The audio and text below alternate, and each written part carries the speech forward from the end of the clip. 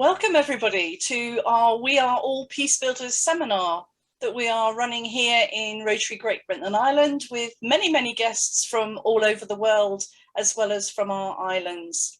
Just a little bit of housekeeping very quickly. The session is being recorded and will in due course be made available on the Rotary Great Britain and Ireland YouTube channel.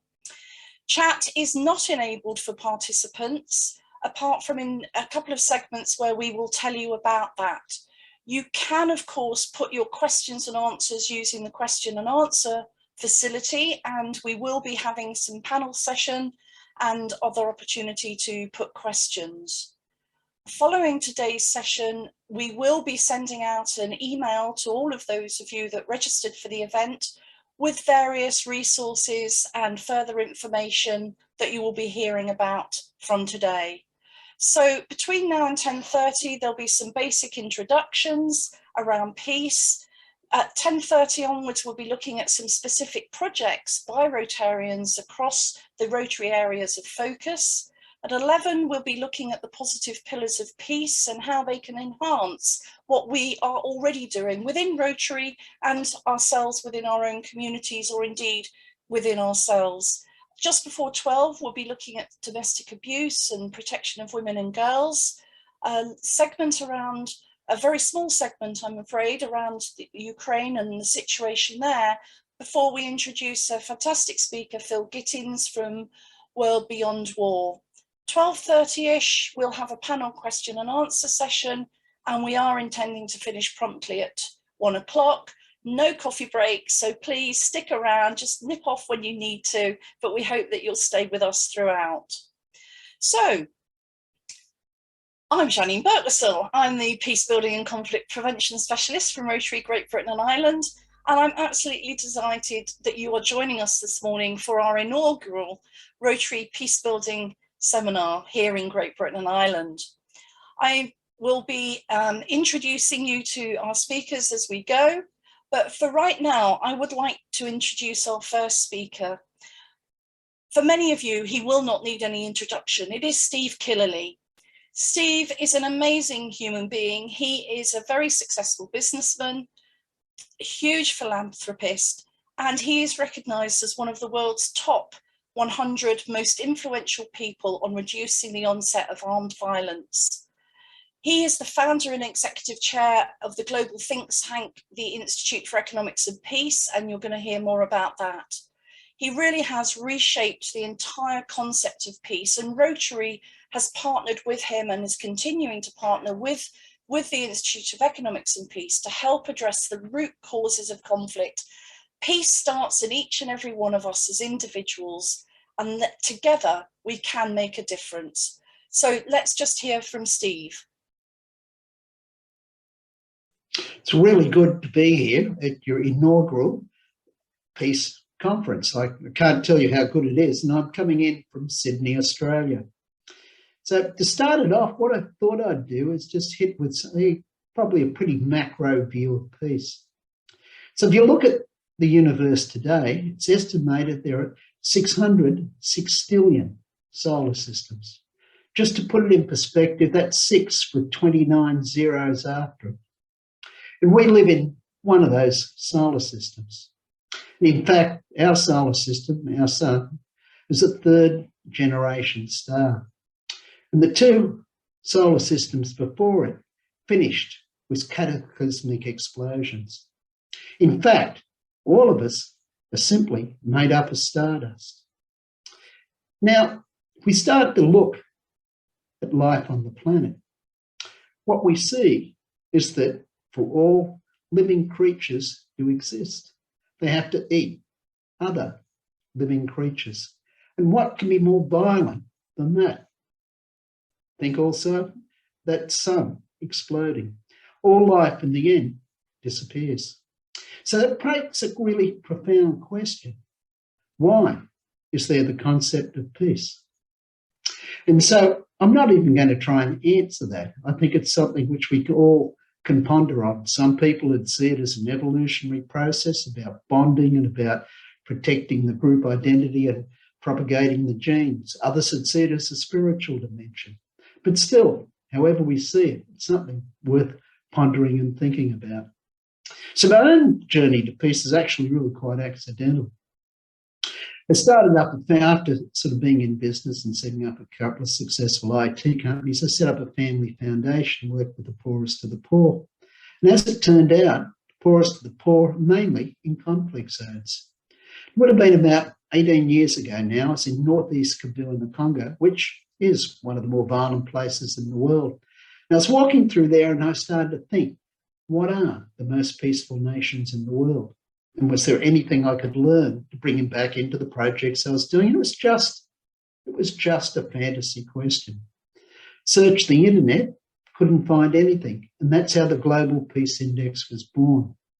That raises a profound and compelling question. Because if a simple businessman, such as myself, could be walking through Africa and wonder, what are the most peaceful nations in the world? We don't know, then how much do we actually know about peace? Can you understand something if you can't measure it? And similarly, how do you even know whether your actions are helping you or hindering you in creating your goals? You simply don't. And that's how my journey to peace started. What I realised as I moved further on is just how profoundly interconnected economics and peace is. We can see that when we just even look at the Ukraine war today. The loss of GDP in the Ukraine, but also in Russia. The Russian economy will drop 8% of GDP this year. And so what you can see is countries increase in their peace, so does their per capita income, and so does their economic growth. But more importantly than that, as we start to look at the qualities which create peace, they also create the other things in society which we think are really important. So obviously one of them is economics, which I've mentioned, but better performance on ecological measures, better performance on well-being and happiness, better performance on inclusion, and also better performance in a whole range of different developmental parameters. Therefore, in many ways, what we can see is that peace, and especially positive peace, describes an optimal environment in which human potential can flourish. I hope you really enjoy your conference. Thanks very much for that from Steve Killelea there. So he said it was about the optimal environment in which human potential can flourish. So what is Rotary about? Why are we all here? Why are non-Rotarians joining us today? Because we're all interested in providing an opportunity where peace can happen. And that could be in ourselves, in our families, in our communities, in our Rotary clubs or our wine club or wherever it is. It's about creating those opportunities. And in Rotary, we do that with all of our service projects about fighting disease, providing clean water and sanitation, improving the health of mothers and children, supporting education, protecting the environment, growing local economies. Those are our 7 areas of focus, which you can see on the top of the screen. If we move to the next slide, we're actually looking at the vision statement. So this is the overall guiding principle for what we are trying to do in Rotary. It's about this world where people are uniting and taking action to create lasting change. And I start from the bottom, in ourselves, in our communities, and across the globe. But if you move to the next slide, you can see that I actually don't tell anybody that they shouldn't be doing this. I actually like to change that word from change, so to create lasting change. I change it to create lasting peace, because everything that we are doing is about creating a more peaceful environment in whatever the context that is. So if we move to the next slide, you'll see that as far as I am concerned, peace, although it is an area of our focus at the top of the screen there, I think it is at the heart of everything that we do within Rotary and everything that many of you do in your own communities or in your own families. Our founder on the next slide was an amazing man called Paul Harris. And one of the numerous sayings that I love from him is, the road to war is well paved. The road to peace is a wilderness, but it's a wilderness that we are all living in, We are one human race on one planet Earth. So why is Rotary involved with peace? Well, there's our founder giving us a strong message there.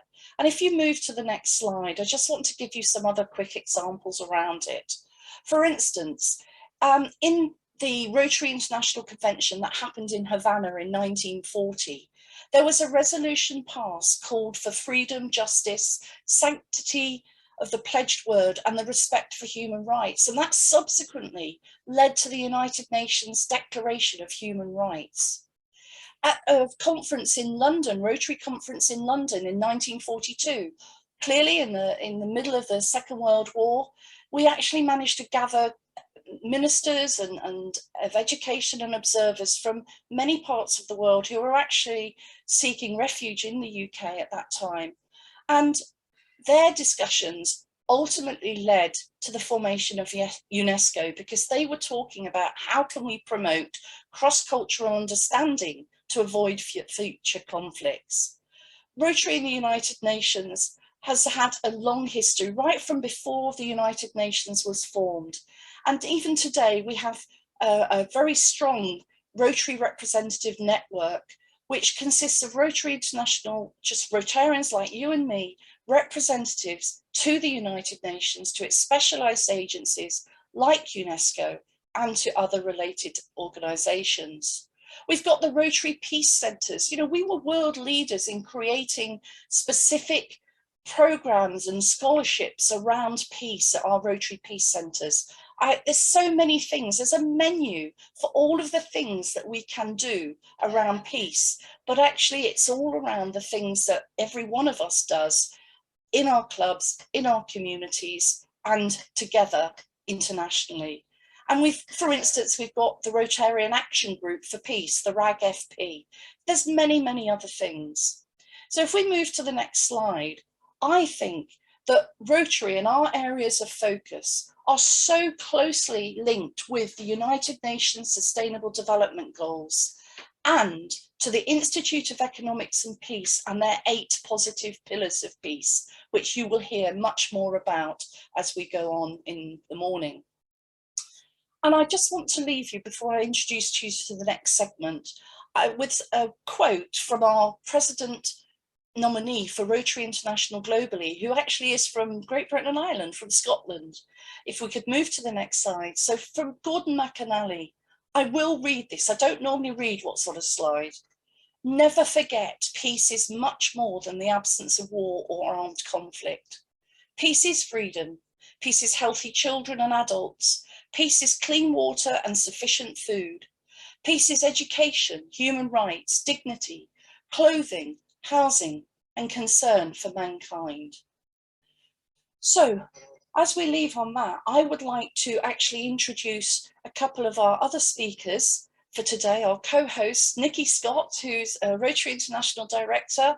She's also the leader of the association here in Great Britain and Ireland, and Charlie Allen, who is a director at the Institute of Economics and Peace, looking at external relations. He very much links in with Rotary. He is, in fact, a Rotary Peace Fellow himself, and now a Rotarian and very much involved in helping Rotary. Hi, Charlie. Hi, Jannine. And good morning, good afternoon, good evening, wherever you are in the world. It's a pleasure to be with you all this morning, or at this time.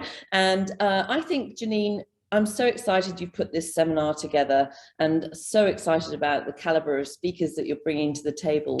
Because, as you said, peace is absolutely at the center of all that we do in Rotary.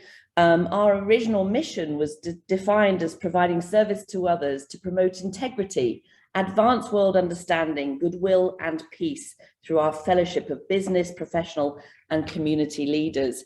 And I think it's so important to define leadership as something that isn't about titles, it's a mindset. And it's a mindset of people who really want to make a difference in the world and take action. And I'm hoping that there will be some non-Rotarians, non-Rotaractors who will also join us today to learn a little bit more about how much we care about this subject, and that really we need this to be a movement for peace. What do you say, Charlie? Thank you, Nicki, and thank you, Jannine, for the introduction. It probably come as no surprise, given the introduction and my connection with the Institute for Economics and Peace and Rotary, that I find myself before a lot of Rotary audiences and hear a lot of comments from Rotarians around the peace and conflict prevention area of focus, because I think it's the least, unfortunately, the least understood area of focus. And you hear comments like, well, that's a political process, and Rotary don't get involved in politics. Jannine has already talked about our deep history and connection with peace. But let me put it this way. Can I suggest to you that, as Jannine has already suggested, any Rotarian who is doing Rotary, consistent with the four-way test and delivering on one of our areas of focus, is a peace builder, which is exactly the title of today's event. We are all peace builders.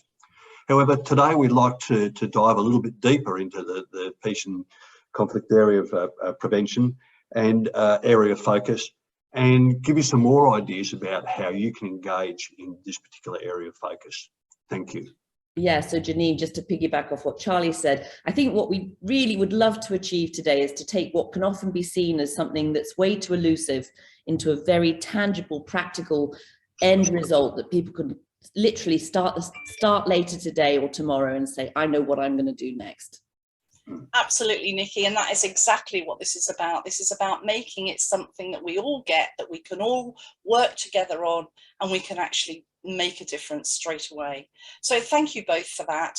What we're doing through the seminar today is that we have actually had to do some pre-record questions and answers with Nicki and with Steve Killelea, and you will notice that Nicki's in a different outfit today than she is on some of the screens, so that's why.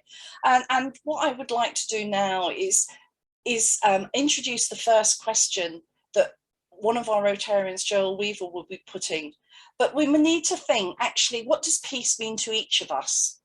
And has that changed in recent years? We've had Brexit in our area. We've had COVID across the globe. We've obviously got Ukraine and the situation there. We've got the super inflation, the hunger that is going to be happening because of that, the inflation and the lack of the breadbasket of the world. Is that one of the titles for Ukraine? So what is peace? Hello, everybody. My name is Joel Weaver. I'm a Rotarian in the United Kingdom in District 1070, and I'm also an IEP and Rotary European Peace Activator. My question for Steve is, in your book, Peace in the Age of Chaos, you write that when you started the Global Peace Index, people cautioned you not to even mention the word peace if you wanted to be taken seriously. Why was that the case, and have things now changed? Thank you. Yes, well, it's a great question. I can remember being in Washington just before launching the first Global Peace Index. And at that stage, I was just going around trying to build up support for actually producing a Global Peace Index. And people kept on telling me, look, what you've got to do is call it a Security Human Index, because here in Washington, no one will take you seriously using the word peace. And that was because of the perception of what they thought people who worked on peace were. And that was people who were, let's say, far left, people who were anti-establishment, people who didn't like the military, were anti-business and so anti-globalization and such. And so for me, peace was really what I wanted to study, and it'd be crazy to take peace out of the name. So I stuck with the Global Peace Index.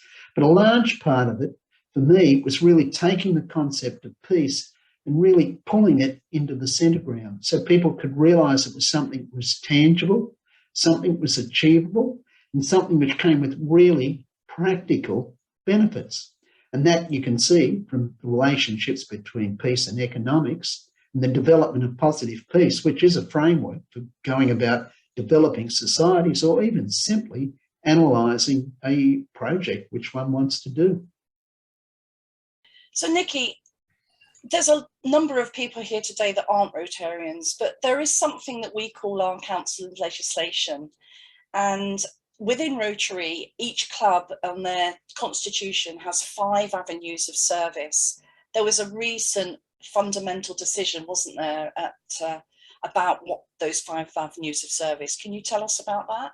Yes, thank you, Jannine. So as you say, just for the benefit of those who are joining us who don't have the history of knowledge of our organization, we're 1.4 million globally, and we get together once a year for this enormous, once every 3 years for this big discussion about changing our bylaws. And an amazing change that happened this April was that we started to embed positive peace into 3 of our avenues of service. You mentioned there's 5. The 3 are community service, international service, and youth service. And the only reason we left out the other 2 is because they're about club service and vocational service. I would even argue we should have put it in club service too, to be honest.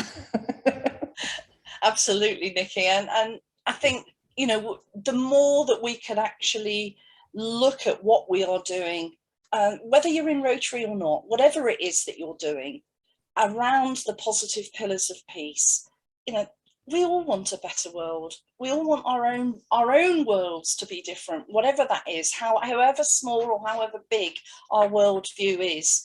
We want it to be more peaceful, and that's what our areas of focus are all about. Now, Nicki, unfortunately or fortunately, you're going to have to leave us for a short time because you're actually at a district conference up in North Scotland at the moment.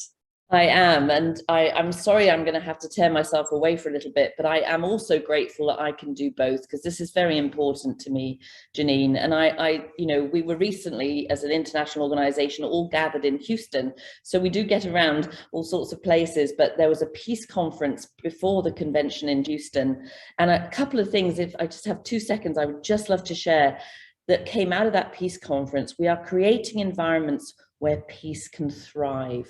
And something, I know you mentioned that you're going to come to the absence of war and the impact of that across the world, sadly right now, but really, really amazing fact that was shared by Sanj Sankrithan, who is also the CEO of Shelterbox, one of our partners.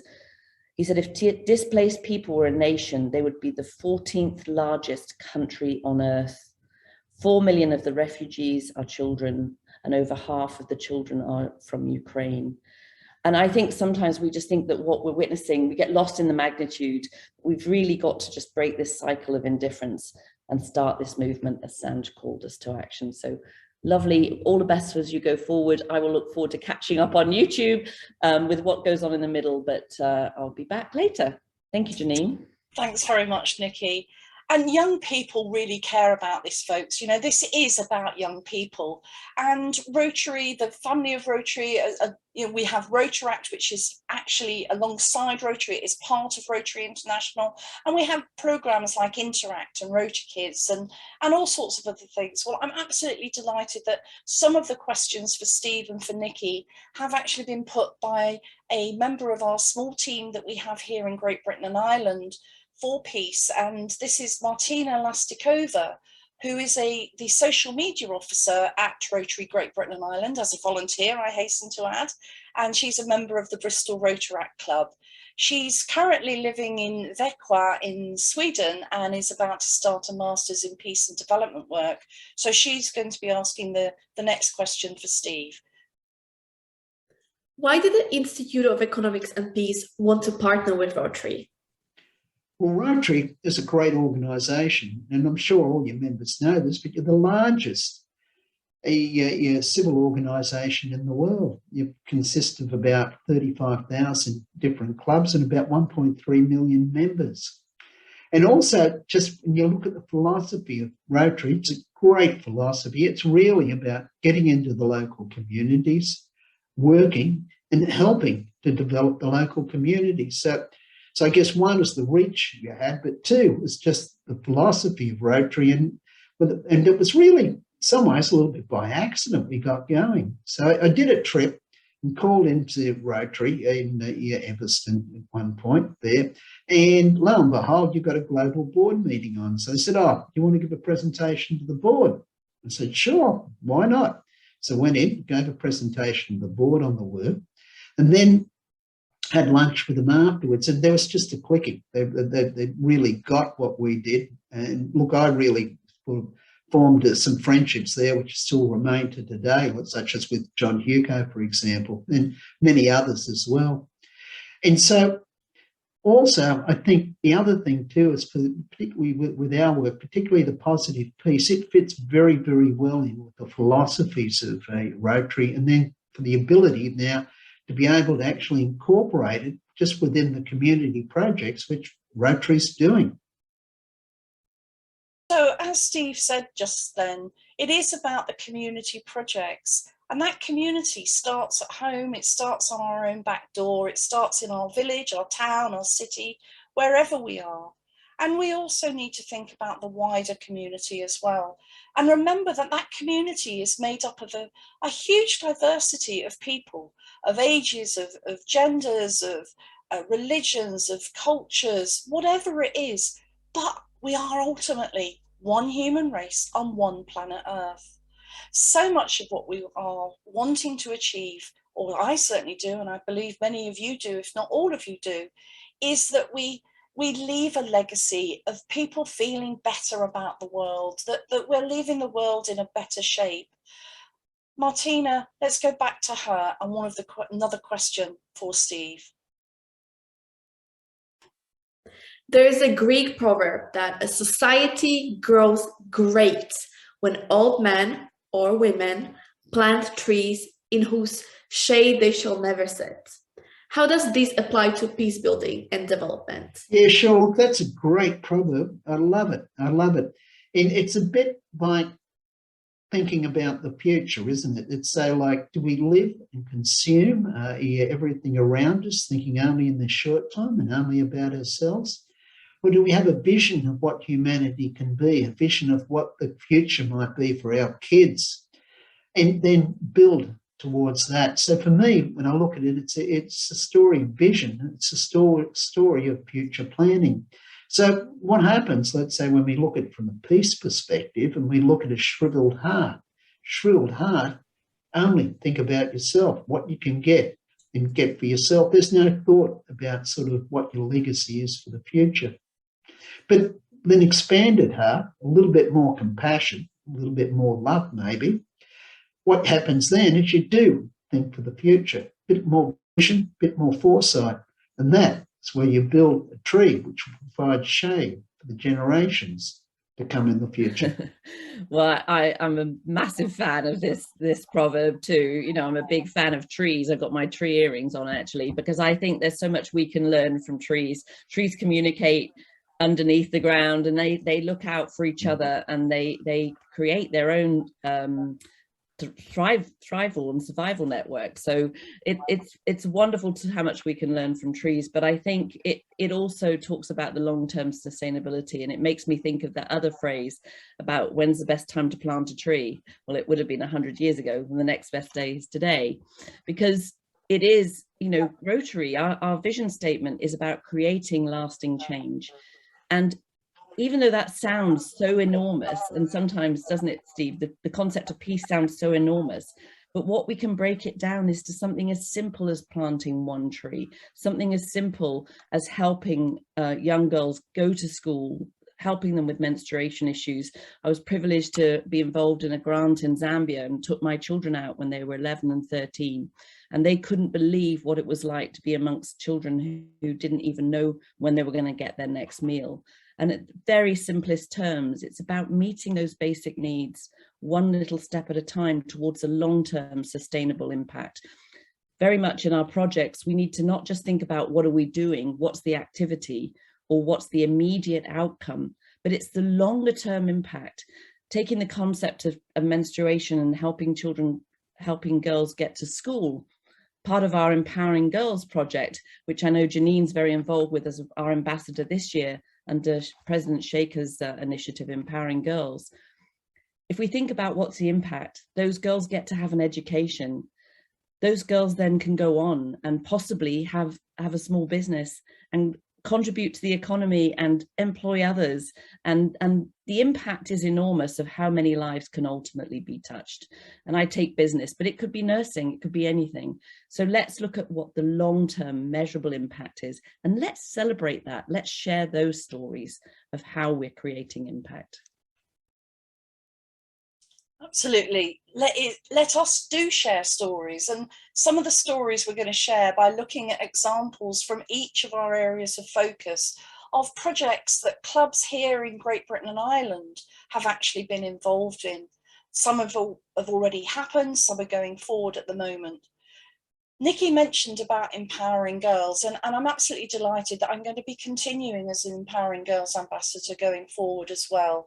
That our incoming president, Jennifer Jones, is very much believing that this needs to continue. Empowered girls become empowered women.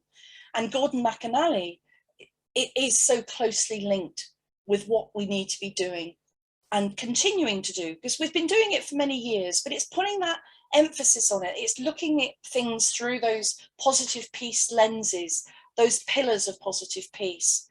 So we do have in Great Britain and Ireland, we have a humanitarian service team of which I'm a part, and each of our members of that team have a specific area of focus that they are the key contacts for. And in the follow-up materials, you will have details of who the contacts are for those specific areas of focus.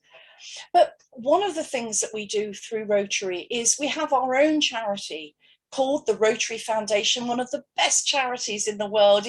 And I might be biased, but actually there's a lot of proven information to justify the fact that it is one of the best charities in the world. And through that charity, through donations that we receive from other people, that we give ourselves personally to the Rotary Foundation, we are then able to get grants that enhance projects that we may already be considering, or can make it a much, much bigger impact, more sustainable project. So a few of the examples of these areas of focus will be mentioning about global grants. And the first one that we're going to be looking at is in the disease prevention and treatment area of focus. And it's actually about a global grant coming in to Great Britain and Ireland. And I'd like to now leave it with Kevin Walsh, who will be introducing himself as part of this next video. Thank you. Hello, I'm Kevin Walsh, a member of the Rotary Club of Brampton and Longdown in North Cumbria. I was District Governor in 2013-14. As I prepared for that role, I wanted to make sure that clubs left a legacy for their own communities, and that they were more aware of and positive about our own Rotary Foundation. Living and working in a mainly rural part of the country, I'm acutely aware of the need to make sure that we do everything we can to get help to those in need of medical support as quickly as possible. Research led me to identify a need for the installation of community access defibrillators in communities across the district. 20 clubs agreed to contribute to the project. The resulting bid provided a 5-to-1 match on original club donations when Foundation District designated funds and matching grants were factored in. Funds increased to around 6-to-1, with other funding streams being made available during the life of the project. We took 2 years to spend the funds, and the legacy continues. We supported many community public access defibrillators. Some are managed by local first responder teams, some by village halls and parish councils. Local businesses, some of whom are Rotarians themselves, got on board, and of course the Rotary Foundation has a mention on each housing unit. Alongside the defibrillators, we held a series of community health events. We arranged health MOTs, blood tests and blood pressure screening. Many of those seen are referred to their doctors. In partnership with Public Health and the local NHS, we continue to support local initiatives related to stroke prevention and other health and wellbeing priority areas. And of course, as with all Rotary projects, we must make sure that everyone has fun. So what did we achieve? Regional mountain rescue teams have more and better equipment. 38 communities have been supported with community public access defibrillators. 6 community health events were held in new areas of the district. More importantly, we have engaged in conversations about how these community-led events can benefit the local NHS and how they can be more integrated into local provision. By working together with Rotarians around the world, we can make a difference wherever the need is found, at home or abroad. But your initial plan is only a starting point. Don't be concerned if you need to change the detail, but make sure that you explain the what and the why. Rotary grants need not be the end of a project, but a way of making something sustainable into the future. The past 2 years have been difficult for us all. but we did manage to hold a health event in 2021, albeit online. We used funding available from the NHS to bring together a series of short, informative films to help our local communities during the difficult lockdowns and the wider impact of the COVID-19 pandemic. It's still available on our dedicated YouTube channel, Rotary Health Mealer. As a result of our work on community health, we now have a permanent seat on our local Healthy City Forum. We're also hosting our Dementia Action Alliance. Carlisle is one of many cities working towards developing a transformative approach for safe, inclusive, sustainable and resilient societies. The 6 Ps used by the Healthier and Happy Cities for All project, shown in this diagram, fit neatly into our own 6 areas of focus. Our vision, together we see a world where people unite and take action to create lasting change across the globe in our communities and in ourselves, has peace within ourselves at its core. If we are unwell, we cannot have peace, so we must do what we can to help our communities and those that live, work and play in them be healthier and happier, whatever that means in your area. We must always try and convert our visions into reality, facing up to the difficulties and using our vocational skills and contacts to make a difference. For me, this is what Rotary is all about, and specifically our Rotary Foundation, the vision of being able to do good in the world and bring peace to troubled areas. I hope you find this story interesting and useful. If you want to find out more about the project, do feel free to contact me. Thank you for listening, and thanks to Jannine for inviting me to take part.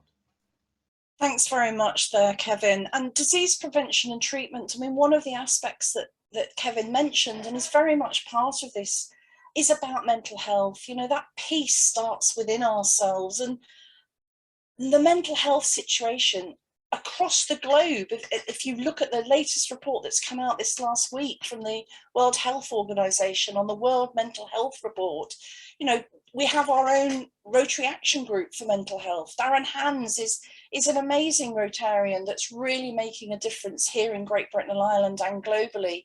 You know, 1 in 4 people will suffer officially suffer from mental health during their lifetime, but actually, in reality, I think probably almost all, if not all of us do, in one form or another. Peace starts within each of ourselves. So Darren is asking our next question of Steve. Hi, Steve. So my question is, how do you believe we can achieve personal peace and peace in our everyday lives, and how that can affect our mental health? Well, I think it's a very, very difficult question. I think peace is a relative phenomena. It's only compared to something else, and that's true. That's the same for our internal peace. The great sages and the great religions are all based on the concept of how to attain personal peace. So I think really, when we're looking at it practically, it's just how can we have slightly less afflictive emotion as we move forward each month or each quarter, and then gradually do we develop it over a longer period of time. I myself, I do a lot of meditation. I've been at it for 45 years. So that for me is one of my major mechanisms for just trying to be able to still my mind. But there are many, many other ways of doing it. Some people can get there through prayer, others through your psychology, through your counselling, others just through listening to tapes and playing some tapes in the car on the way to work, on the way home from work. So I think there are many, many ways of doing it. But the important thing is that we do have some plan, not necessarily a plan, but we have some process which we build into our daily practice or daily activity, if you like, it's probably better. Our daily activity, just so we get a focus on how to relieve our afflictive emotions. And we do recognise within Rotary that mental health is really, really a fundamental issue for every one of us. And in fact, there are videos, there's various leaflets, etc. around this that we've already got, and we will be sending you out in the information pack afterwards, links to all of that. And young people, young people and mental health, young people and peace, young people and wanting to make a difference, young people, young people, young people. It really is about the legacy that we leave. And I'd like to now introduce two different areas of focus. One is firstly the environment, and we'll be hearing from Joel Weaver again about the rivers to the sea. It starts with me. And then Chris Davies, who is also a member of the Rotary Kimbolton Castle Club, and he has used his resource, his knowledge, his expertise to help young people, providing a link with mentors who have working in the fields that they're interested in going to. So over to those videos, please. My name is Rotarian Joel Weaver, and I'm in Kimbolton Castle Rotary Club, and I'm the leader of the District 1070 Rivers to the Sea. It starts with me environmental initiative.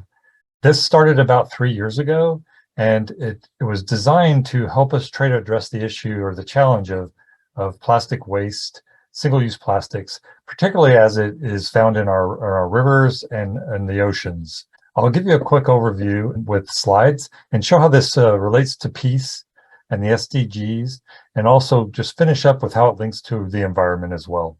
The reason this started is we were thinking about this several years ago. What would be the next challenge for Rotary after something like End Polio Now? Something that's large enough, grab the imagination of the world, and also that was something that people would all get behind.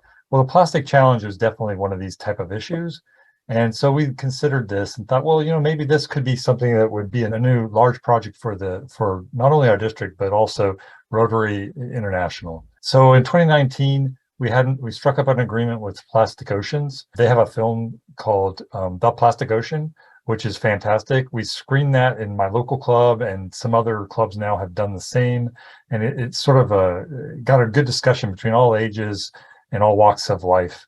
In 2020, we joined with a group called Sea Trust. Their leader, Dr. Lynn Wilson, is now Rotarian joining our district virtually. She lives in Seattle, and she's been spending 20 years working with environmental issues and is now helping us with our effort to try to work with citizen science, understand the pollution in our rivers, and to do something about it. We've now struck up an agreement, strategic partnership with River Trust, and they've helped us also with our efforts with citizen science. And also the Rotary group in Plastic Soup, started by Dutch Rotarians, and now they have, I think, 800 member clubs, and Kimbolton Castle, my own club, is the ambassador club for our district here in 1070 in the Midlands of England. And finally, Plastic Oceans has rebranded as Ocean Generation, and they do a lot with education of primarily youth. So we have a good relationship with them. Just quickly, we're now moving into the area of citizen science. So we're grabbing plastic pollution details as we collect them off, say, the beaches. This wasn't a beach. We've done now 2 beach cleans in Hunstanton, and we code these and then we record the data for scientists or anyone else who would use this. And linking this to the environment, I'm also a peace activator with Rotary International and the Institute for Economics and Peace. And we definitely think that peace links with the environment. If you have a good, stable environment, your chance of conflict is much reduced. Finally, to finish off, because I know I didn't have a lot of time here, we are also working on an agreement or strategic alliance with the Polarised of Democracy, another group which stresses peace in all that it does. I'm a fellow with this group. And so we again want to link the environment and SDG 16, peace, justice, and strong institutions. And it all circles back to a clean environment and our rivers initiative. Thanks for your time. I appreciate your attention. Goodbye. Hello, thank you for listening, and I hope that you'll find this useful for you. The idea of mentoring young people came to me during my working career, and I realized that so many young people, 16 to 19, are deciding their future courses based on very much what they like, what their parents have done, who their best teachers are perhaps, but they have very little idea of the career content that they're aiming for, which means an awful lot drop out, change course, and they waste a lot of time and money at university, particularly having chosen a course then that is inappropriate. And it just seemed crazy that with Rotary having this a massive resource of knowledge and skill in absolute complete range of careers and vocations, that we don't use that to help young people make better decisions about their future. So I coined the term work link mentor to mean what it says, and put together a scheme, which we'll call work link mentors. And the scheme pairs a young person, 16 to 19, usually in an FE college or a sixth form college or a sixth form, just because they are more mature at that age and at that point where they need to make these decisions, with a Rotarian who's had that experience. And the relationship was a psychosocial pairing. And the idea is that they talk only by Zoom. It's not a face-to-face relationship. It is simply or another platform that's very similar, and communicate around a framework of questions to help that young person make sure they're making the right decision. Very typically, actually, young people are over aspirational. So if you ask about medicine, they all want to be surgeons or doctors. They haven't considered the rest of the career structure, for example. And they need to be guided appropriately to say, well, is this the right decision for you now? So this is not just A-level students, it's all the vocational students as well. Anybody who's aspiring. We've got motor vehicle students, engineers, you name it, they've been mentored. So over the 7 years that I've been doing this formally, I've evolved a set of paperwork that will allow it to happen as safely as it possibly can. The safest way of doing it, and the way that has evolved over those 7 years, is for the tutor at the education institution they belong to be copied in on all the communications. That keeps it absolutely safe. And they're invited to the Zoom meeting. They don't often attend, of course, but that is their decision then to do so. They will also, if they've got their act together, contact the parents and just say, this is going to happen, and so on. So how do we get in there in the first place? Well, I had the advantage of working in institutions. So when I was in there, I would go and see the careers officer, or more typically the budget holder, which is usually somebody different, and just say, we have this fantastic resource. And they were paying £10 to £20 per mentee, and about half of that, depending on how you structure it, that goes into the charity account as a donation by the school for your Rotary club. So it becomes a win-win situation. Basically, the young person signs an agreement, has some guidelines about how to work safely, and if you record all of your calls as well, of course, just in case, and then delete as and when, that's another way of making sure that it's safe enough.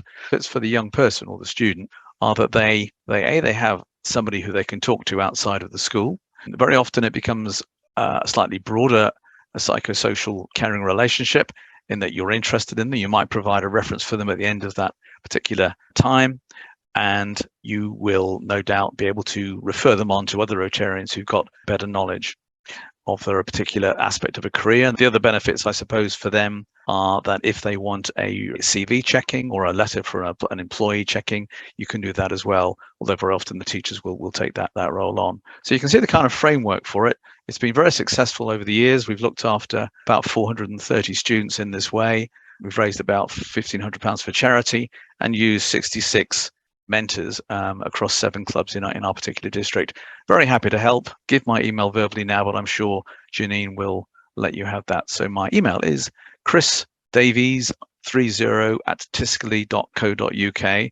And if you want me to send you the paperwork so that you can set something up or talk about it, I'm very happy to do so. Let me just put that in there. There we go. Thank you very much for listening. So 2 examples of areas of focus again. So environment and community economic development. Both of them are about using expertise that we've already got, the knowledge that we've already got, about working with other people, about partnerships, networking. I mean, it's fantastic that there are people here today that are not involved with Rotary or Rotaract or anything else. I was actually at an online event earlier this week about the launch of the Global Peace Index 2022. And, we were talking there through the chat system. It's no point talking peace builder to peace builder. This is about everyday things in our communities. What are the needs? How can we best meet them? How can we help? And if you just help one person, even if it's your own children or grandchildren or father or mother or whatever it is, if you've helped to make them more at peace, but using those positive pillars of peace, as you'll hear soon, you can actually magnify that impact. I'm now going to give you, again, another couple of areas of focus. First one is about maternal and child health, followed by water, sanitation and hygiene. Thank you. My name is Michael Fernando. I'm a consultant paediatrician in England, and I'm also the district governor of Rotary in part of the southwest of England. 4 years ago, I had a life-changing experience. I visited the Rotary International Convention in Toronto, and there I came across a stand from the American Academy of Pediatrics called Helping Babies Breathe, which does exactly what it says in the tin. It's a train-the-trainer program to train people how to resuscitate babies when they're born. So the first minute after a baby is born, how to save their lives. It's very, very simple. It uses very minimal equipment, no medicines, and it's very easy to teach, easy to learn, and it's literally life-saving. And I wanted to do something about that. So within a few months, I signed myself up for a course in London, which is the only place they were holding them in Europe. And there I met a doctor called Farouk. He was a doctor from Pakistan who flew in especially to do it because he told me that Pakistan had the highest death rate of babies in the world. And while I was talking to him, I talked to him about the organisation I'm in, Rotary, and he asked me a life-changing question. He asked me, could I introduce him to Rotary in Pakistan? Now, at the time, I didn't know any Rotarians in Pakistan, and I didn't have any connections. So I used the network I had and got put in contact with the lead for polio eradication in Pakistan, a guy called Aziz Memon. And I wrote him a very simple email. Dear Aziz, can you help this young doctor from Pakistan to help with this project? Could you buy 20 training kits and set up a couple of training centres to help him deliver this? Aziz went yes straight away. So within 6 months of doing the course, we got together a team of people from the UK and from Pakistan, and we delivered 2 courses there, one in Karachi and one in a city called Sukkur, which is on the Indus River, and quite in the interior of the country. We trained 82 trainers, and they've gone on to train over 2,000 people in the years since, and the Rotary Club looks after all the equipment. Now, the American Academy of Pediatrics picked up on that, and I got asked to do some more work with Pakistan about something called telementoring in neonatal units, and that's a story for another time. Recently, I met a lady called Katerina. She's one of the Rotary International Directors. She covers the whole of Africa, the Middle East, and parts of Eastern Europe. And she asked me, could we introduce this program to Afghanistan, or could we expand this program in Afghanistan? And so we recently had a meeting at the Rotary International Convention in Houston with a Rotarian from Afghanistan, from the Rotary Club of Kabul. And we also met up with our colleagues in Pakistan who had done the Helping Babies Breathe program there, in progress with setting up a Helping Babies Breathe program with Rotary in Afghanistan. So it goes to show how the connections we can make through Rotary can make a big difference in areas of conflict, and we can transcend barriers, hopefully leading to peace. Hi everyone, I'm Bob from the Rotary Club of Daintree, Daventry, and I'm here to tell you about our project called Sol Nepal. It's a solar energy project, and it's bringing water to a remote community and school in Nepal. In the beginning, I wanted to find an international development project using solar power, and I discovered a Brighton-based charity called Renewable World, who specialise in projects using renewable energy, mostly in Kenya and Nepal. One of their programs in Nepal supplies solar-powered water pumping installations to impoverished regions, often high up in the foothills of the Himalayas, where a lack of water means that people, predominantly women and children, are obliged to collect water from a local source and carry it uphill to their homes for normal daily requirements: cooking, cleaning, washing, and even to support the little agriculture that they are able to attempt. The pumping system is called Solar Moose. Water is collected in a reservoir at the source, and solar power from the panels pumps the water uphill to reservoirs in the community. Renewable World have supplied more than 30 of these to various places in Nepal, so they're well tried and tested. As our cooperating organisation, they have a full understanding of the technology and the particular conditions of working in a remote part of Nepal, and this is invaluable in delivering the project. They engage the local population from the outset with a community assessment and training on the equipment. They install a water users committee, and the local people help to install the equipment.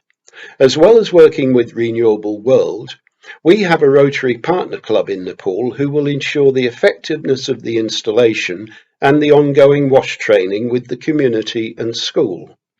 We have led the efforts in our district to raise the funding for this solar mousse, and with the £20,000 total, we will fund the provision of the solar mousse equipment to a community and a secondary school at Kavre Pokhari in the Gulmi region of central Nepal. In total, 1,500 people will be supplied with fresh water. The solar mousse will provide 28,000 litres a day to the community and school.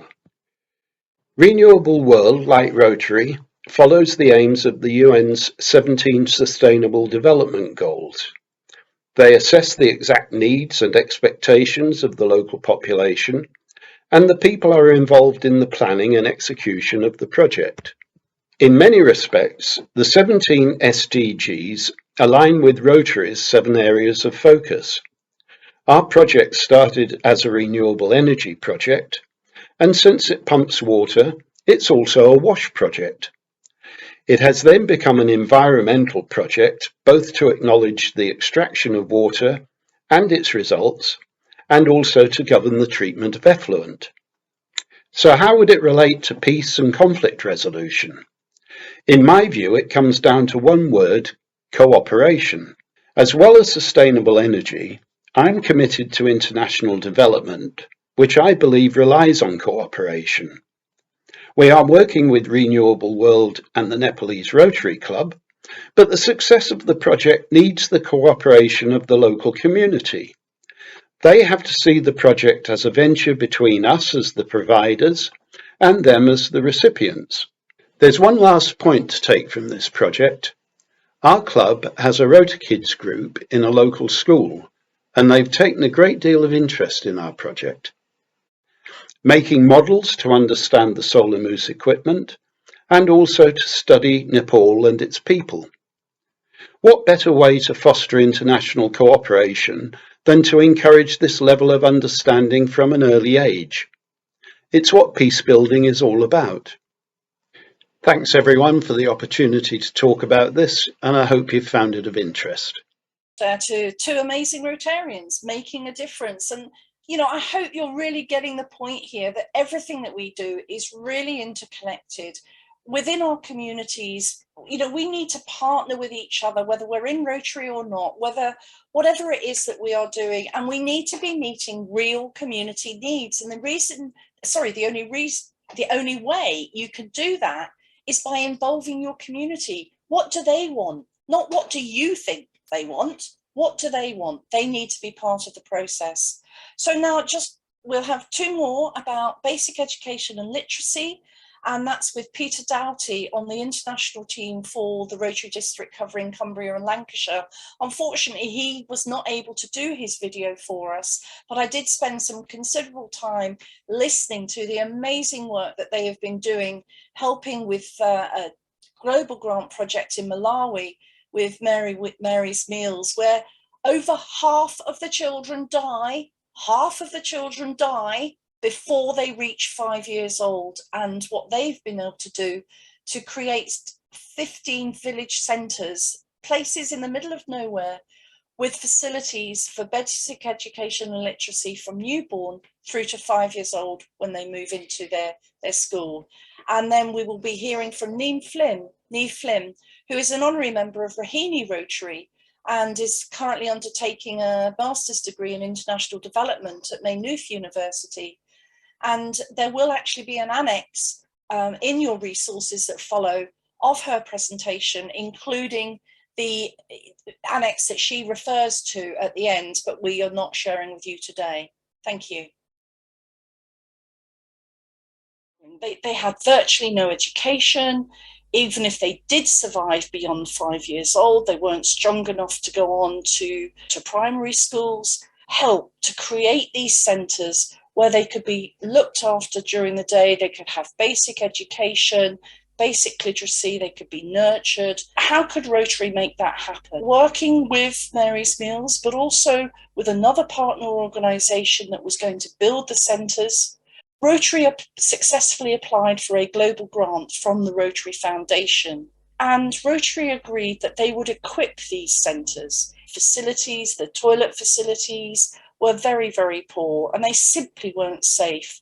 And Rotary contracted with Mary's Meals to ensure on their behalf that the facilities were suitable and safe for children. In fact, they also worked very closely with Limbe Rotary Club within Malawi, who were the eyes and ears. What happened?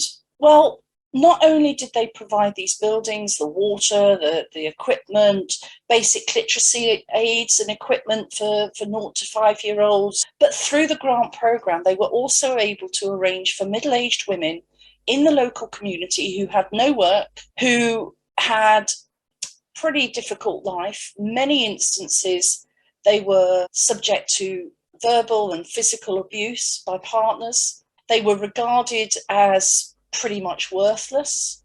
The grant provided the means for them to be trained on special courses specifically for these centres at local universities. Mary's Meals found the children, and 15 communities have now benefited from these centres for these young children, with the grant of $125,000 in total. More than 30 clubs across 3 countries and 5 districts have been involved. Part of what they do is that they provide a porridge meal every single day for the children that attend. That costs very little, but it is a huge, huge change for the attendance has gone up, the health has improved, the life expectancy has increased. Because these children were getting the good nourishment, because these children were being nurtured, their attainment levels when they were 6 and moved into schools was so much higher. And even now, as they're moving through in secondary school, those same children are the high flyers. And that's actually from the Malawian government. These children love going to school now. They know that they're getting a round meal. They know that they want to stay at school. They want to achieve. They want to make a difference. The whole society outlook about the women who were trained to be there in the centres has changed. They are now regarded with high esteem. Their community turn to them for help. It's about a peace story as well. You know, the peace for those women who no longer are regarded as absolutely worthless, who are no longer suffering that same level of abuse. The children themselves who know that they're going to have food in their belly, who know that they can continue with their education and they can have a future. The fact that the communities themselves are going to be benefiting as these children go through secondary school, have opportunities, learn to train, broaden their skills, can increase the fortunes for themselves, for their families, for their communities. So a win-win-win all round. And together, we can all make a difference. Even if we help one child, even if we help our own children with their basic education and literacy. Hi, so this is a quick presentation on Project Peace Polls and Raheny Rotary's involvement in peace poll projects. So just a quick overview.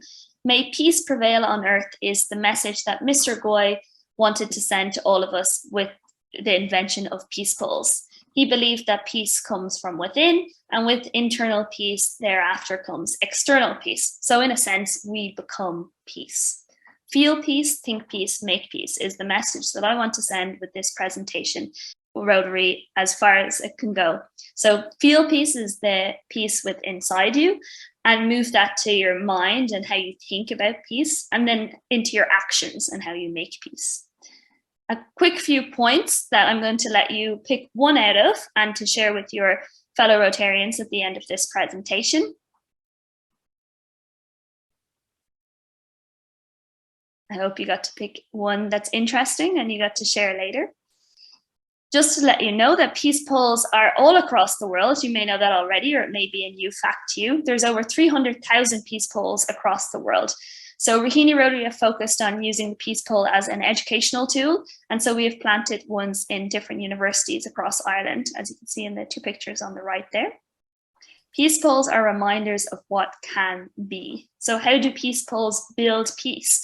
Engage, educate, and empower. First of all, engaging with peace polls requires collective collaboration. Peace polls can be an object that is used to bring communities together and engage people in conversations around peace.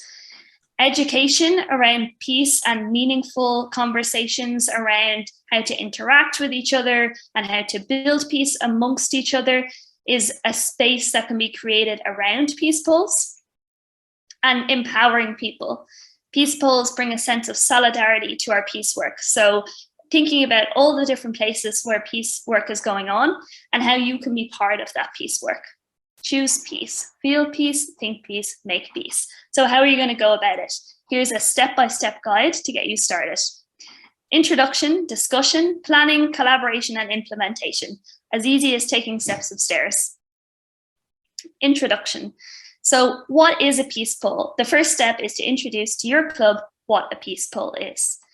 Take time to discuss with your club what is peace and different questions arising around peace that you can use the annex of this presentation, which you'll receive afterwards, and consider how peace works at a local level and at a global level. The planning stage. So don't forget, you have to plan the practicalities of getting a peace poll and planting a peace poll. Identify groups in your area that are working on peace or have potential for working on peace. Collaboration is key to this process. Peace is not made each individual by themselves. Of course, we have to work on it internally, but it's amongst us and how we connect with one another. That's where peace is, the true peace building is done. The implementation process. You can order polls online, and for the UK and EU, you can order from Alton Peace Sanctuary, and there's an email address there. So you're well on your way to making your peace polls in your communities happen. And you can choose 4 or 8 languages for your poll. Braille is also available. As you can see there, each poll costs £190, but Rotary gets a discount. So peace polls in use. It's really important to remember that your work isn't done when the peace poll is in the ground. There's a lot more that can be done after that step. For example, you might want to make choices around how you use that poll for group work, or how you facilitate workshops around that poll, or how you invite people to reflect in that space. So don't forget, feel peace, think peace, and make peace. Thank you. The annex is at the end that you can check out later. Bye-bye. So thanks to Niamh for that information around peace polls. You know, the key thing is you can't just plant a peace poll, put a tick, you've done a peace project. That's not what it's about. It's about engagement. It's about community. It's, you know, why do they need a peace poll? What will it be used for? How can you use it as part of a wider project? So many different aspects there. And also, you know, that fantastic project in Malawi from Peter Doughty, or I presented on behalf of Peter. You know, again, it's about that collaboration. I can't stress it enough.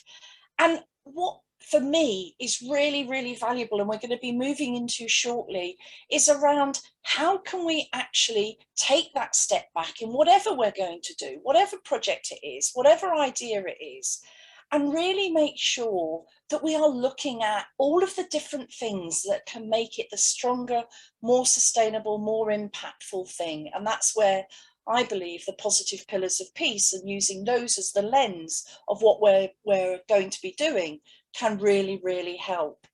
So I'm now going to introduce another video, a very short one. This is a question that was put to both Steve and to Nicki, and it's really about how do we translate all of this into tangible actions? You know, what can we actually be doing? So Martina, over to you. Today's seminar is We Are All Peacebuilders. How can we, as individuals or in groups like Rotary and Rotary clubs, translate that into tangible actions?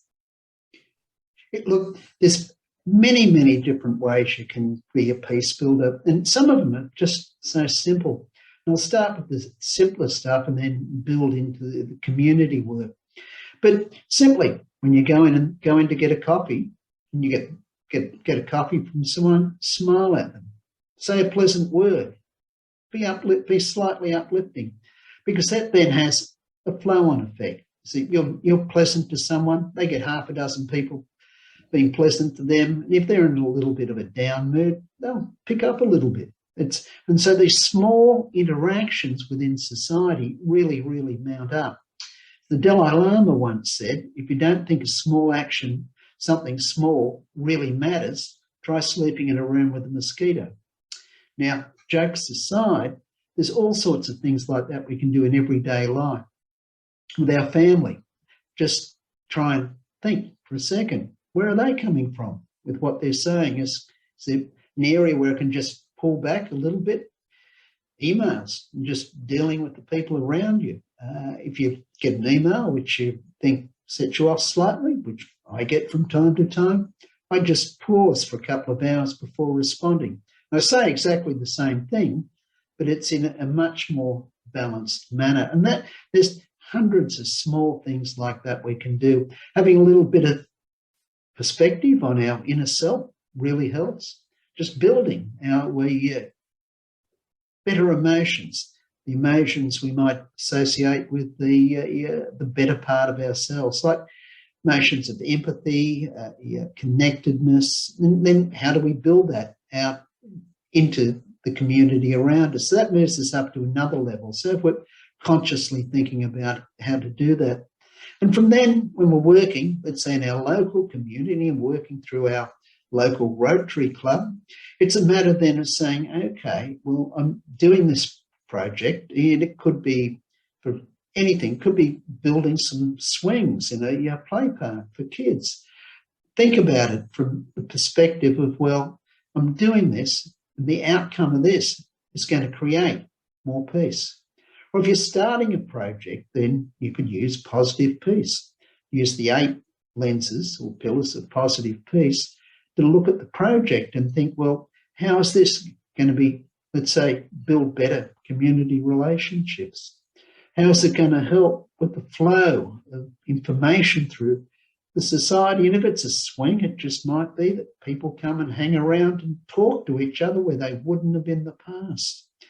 How's it going to improve, let's say, things like education? And sort of, it's a swing, then it might be something about how to use a swing and have the most fun, just a little sticker up next to it. I could keep going with other pillars as well. So there's all sorts of ways, but as you're doing your projects, think about how can any project be turned into a peace project, and that can be simply as just analysing it through the 8 lenses for some really simple actions and putting a plaque next to it saying, hey, this was built to help the peace within the community. Nicki and Steve, building on what Steve has just said about turning things into practical actions, could you give us an example or examples of something you have been involved in and how the link between humanitarian service projects and peace actually translate into our own communities? So Nicki, could you take that one first, please? Absolutely. Actually, I'd love to just jump on the term Steve used there, which has been so core to his work around positive peace. Steve, you'll be delighted to hear that at our recent Council on Legislation, which only happens every 3 years, we defined community service and further stated that it's around building positive peace in our communities. And the example of children being on swings was perfect. I was fortunate to start my Rotary life in the Chicago area. And Chicago is a really tough city when it comes to gun violence. I happened to be a governor there in 14-15 and was very privileged to be involved in an incoming global grant that was money coming in from partnering with Brazil. Actually, one of the most amazing aspects of Rotary is we can partner with other countries from all over the world. And they wanted to help us build peace in the Chicago. 7 people at the time around 2016 were shot each day through gun violence, 10 people killed each week, and inaction was no longer an option. So we started a peace center and we had a couple of peace summits. And then we brought in this global grant to work in 2 Chicago public schools. So it was taking a massive concept into a very micro environment. And those schools had severe low income, multicultural situations with 31 languages spoken. So lack of understanding was rife, and your concept of a smile, you know, just the smile is a universal language, and getting these children into the same space in peace circles. There was 2,000 students, 200 teachers that we worked with. And the idea was to train both the youth and the teachers in practical skills to manage stress, resolve conflict, increase cooperation, and build compassion and understanding, so that ultimately the violence decreased. So that's obviously the aim and what you've been recognized for in the past. We worked through partners. We had a youth empowerment seminar partner. We worked with Play for Peace. I don't know if you've come across them, and also a peace school. And working through partners like yourselves is the way we can do this, one small step at a time.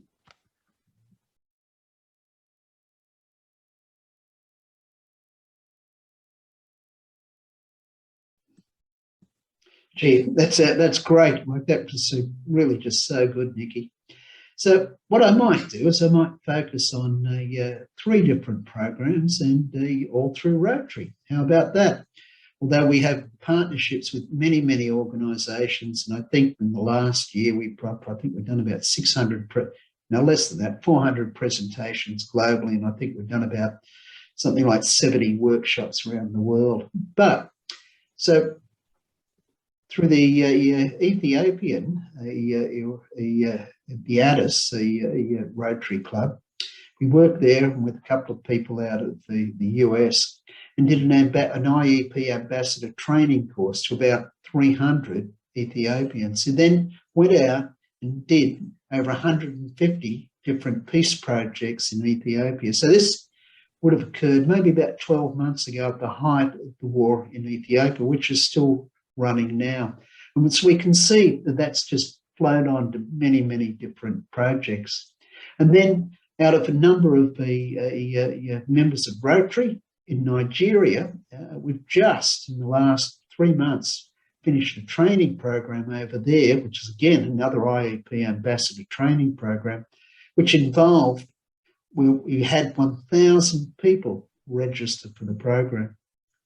And now, again, those people are going out, doing projects, giving presentations through Nigeria. And for those of you, I'm sure most of you know what's happening in Nigeria, but certainly if you move to the north of Nigeria, there's extensive acts of terrorism and very militant Islamic militias as well. But the one I'd like to bring up, and this is one of my favourites, I talk about this one everywhere. So we did some training of some Rotary youth in Uganda, in Kampala. We ran 2 training sessions to about 150 on each of them. And there's one gentleman there from the Sissi Islands Rotary Club who did the course, and they were running a literacy program out of it into its school in an incredibly poor area of Uganda. I mean, incredibly poor. They've been at it 18 months without much change in the outcome on the literacy. And then he went away and he thought, well, we could look at the literacy program and we could look at it through positive peace. So he took 8 of the different pillars and looked through it and worked out things for each one. So for well-functioning government, involved the local elders, so they came on board and they got their mind wrapped around what was happening, in the principal of the school and senior teachers. So for low levels of corruption, anything donated to the school, they then stamped and then had an inventory, and the inventory was checked that everything was there every 3 months. But the 2, and they did something for each of the different pillars, but the 2 which really had a real impact. The first was acceptance of the rights of others. And so what they noticed is a lot of the girls weren't coming to school 4 days a month, and that was when they were menstruating. So they introduced sanitary pads and and set up a separate toilet block for them. And that then increased the rates, but also attendance rates at the school, but also increased the desire and knowledge to learn, which also improved the grades. But the intervention, which had the biggest impact, was good relationships with neighbours. It's not something you'd think about in a literacy program, is it? But what it turned out is the schools in very, very poor rural areas, and the kids at lunchtime are hungry. So they go out and raid the fruit trees in the plots of land around them. In these really poor places, each piece of fruit is contentious, and this was creating real issues with the school. So what they did is they planted some fruit trees in the yard and then decided to implement a porridge feeding program at lunchtime for each of the kids. And that literally only costs a couple of cents a day. Might sound fanciful to us in the West, but it only costs a couple of cents a day literally to feed the kids.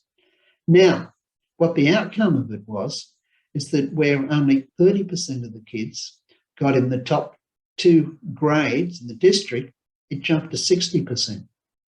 The number of people attending the school went up 140%. So it went from something like 300 kids up to 800 and something kids at the school.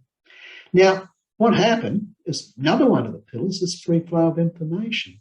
So they got on the radio station, local radio stations. They're always looking for someone to talk about something in the locality. And so they told them about what was happening at the school, what they'd done.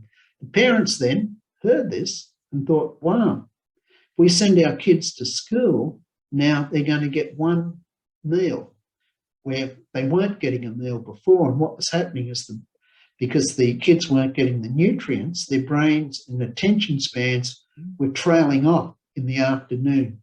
The actual nutrients at lunchtime fired the brain, and that way they learned better. That's why the grades went up. But through putting it on the radio station, using free flow of information, it broadcasted out.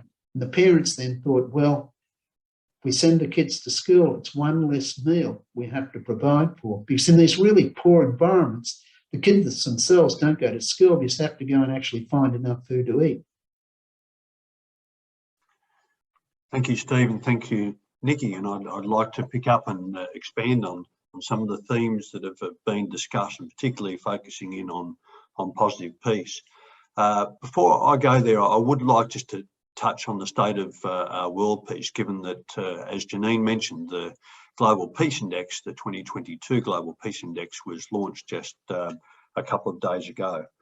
But I would like to dive a little bit deeper into the pillars of positive peace, also to create a greater understanding about why this relationship between Rotary and IEP exists, and also expand a little bit further on some practical application of positive peace.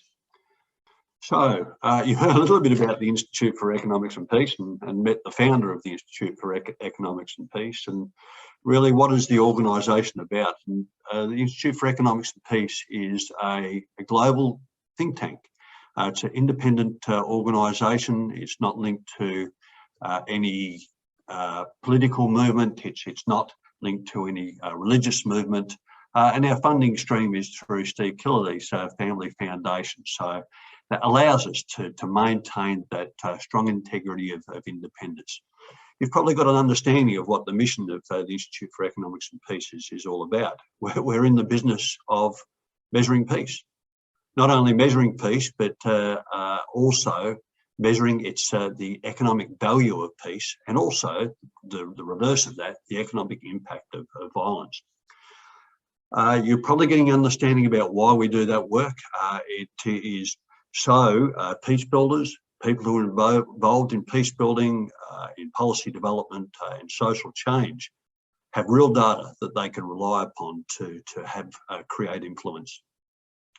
Just here you can get a sense of our key research documents. There's the Global Peace Index, which I'm going to touch on, Global Terrorism Index, and the Ecological Threat Register.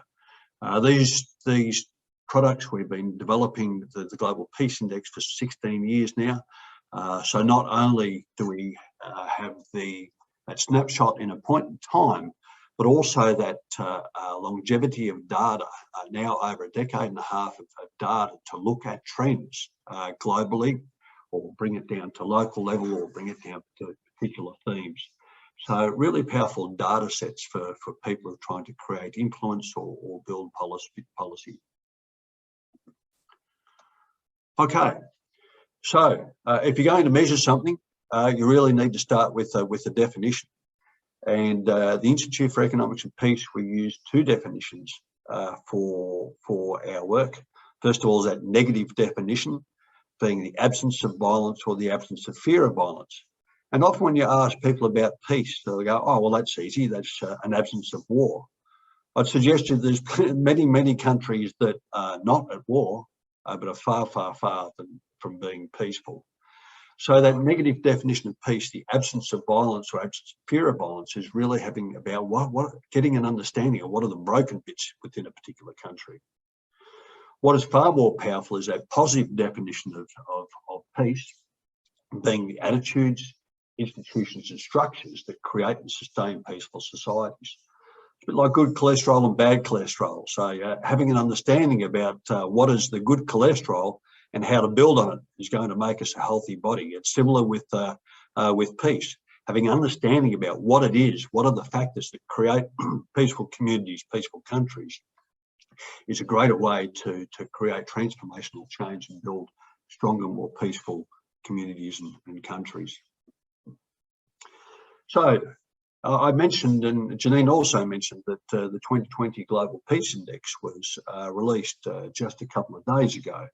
And this is what the globe, the world looks like when it's coloured according to its peacefulness. You can see the dark colours being the least peaceful countries, and the green countries and continents being the more peaceful areas of the world. So the first question I posed to you, in thinking about 2020, has the world become more peaceful or has the world become less peaceful? You probably don't really need our research to be able to answer that question. And I think we can probably all work out that the world has become less peaceful. And it's deteriorated by 0.3%. It doesn't sound like a huge amount and doesn't sound statistically significant. And I assure you, when you're looking at averages of global peacefulness, it is significant. And what is more significant, it is the 11th deterioration in global peacefulness that we've experienced in the last 14 years. 91 countries have become more peaceful, 71 countries have become less peaceful. You can see the things that have impacted on improvements and deteriorations in peacefulness, and deteriorations being driven by increases in refugees and IDPs. We've seen a great acceleration of that in recent times. Certainly the political terror scale has deteriorated, as has the relationships between neighbouring countries. Here's the 10 most peaceful countries on the globe. You see Iceland is the most peaceful globe and country on the globe, and New Zealand is now the second most peaceful country, followed by Ireland. When you look across the most peaceful countries on the globe, you can note that certainly in the top 10, Europe is well represented. And certainly Europe is and remains the most peaceful region on the globe. 10 least peaceful countries. Afghanistan, the least peaceful country, the big deteriorating countries this year. Russia decreased by 5 places. Once again, that's certainly predictable given recent events. You notice when you look at the 10 least peaceful countries on the globe, certainly the MENA region and sub-Saharan Africa are overrepresented in the 10 least peaceful regions.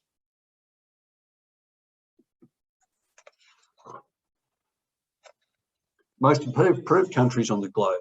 This is interesting when you look at the most improved countries in 2022. It's interesting that there is a large representation of MENA countries. So Northern Africa and the Middle East have had good improvements over the last 12 months. And the deteriorations, Ukraine and Russia, as can be easily understood, Haiti, Guinea, Burkina Faso are the big decreases over the last 12 months. So what about Europe? I mentioned that Europe is the most peaceful region on the globe. And I posed the question, where does Great Britain, or where does United Kingdom sit amongst its peer countries in Europe? Have you already seen that Ireland is ranked very, very highly? So this is what the European countries look like in 2022 when ranked in the Global Peace Index. Remembering the Global Peace Index ranks countries from the most peaceful country to the least peaceful country. When you look at the European countries, you can see that Iceland, as I've already mentioned, is the most peaceful. Turkey, the least peaceful in the region, with United Kingdom sitting at 24 and Ireland sitting at number 2.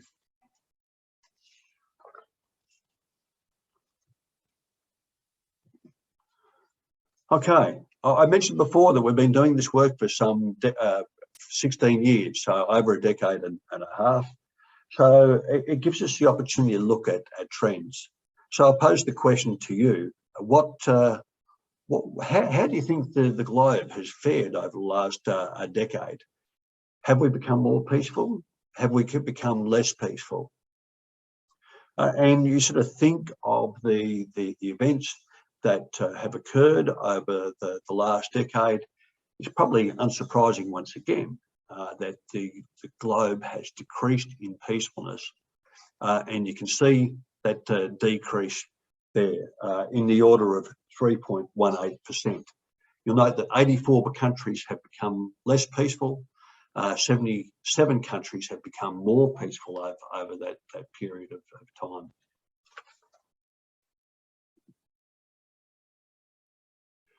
And this is the same data as expressed a different way, and you can see that trend line increasing. IEP graphs are somewhat counterintuitive. The larger the number, the less peaceful. So that trend line going up since 2014 is a less than favourable trend. And you can see over that 14-year period, there's only been 3 years when peacefulness has improved, and that was back in 2012, 13 and 14.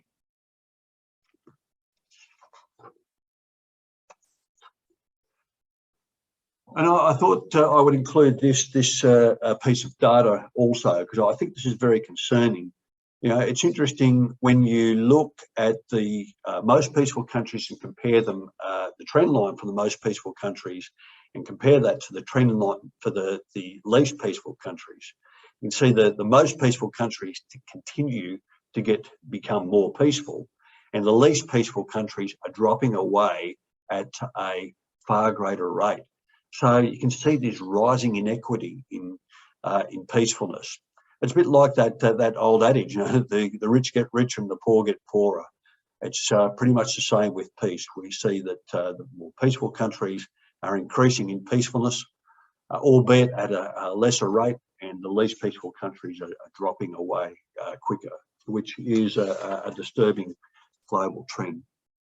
I mentioned before that we are the Institute for Economics and Peace, and work that we do is also look at the economic impact of violence. And I pose another question to you: what do you think would be the annual impact of violence globally? If you were going to put a figure on that, what sort of order would that be? Are we talking millions, billions? What would be the economic impact of violence globally? And this is the figure. It is rather alarming, and it's according to the 2022 Global Peace Index.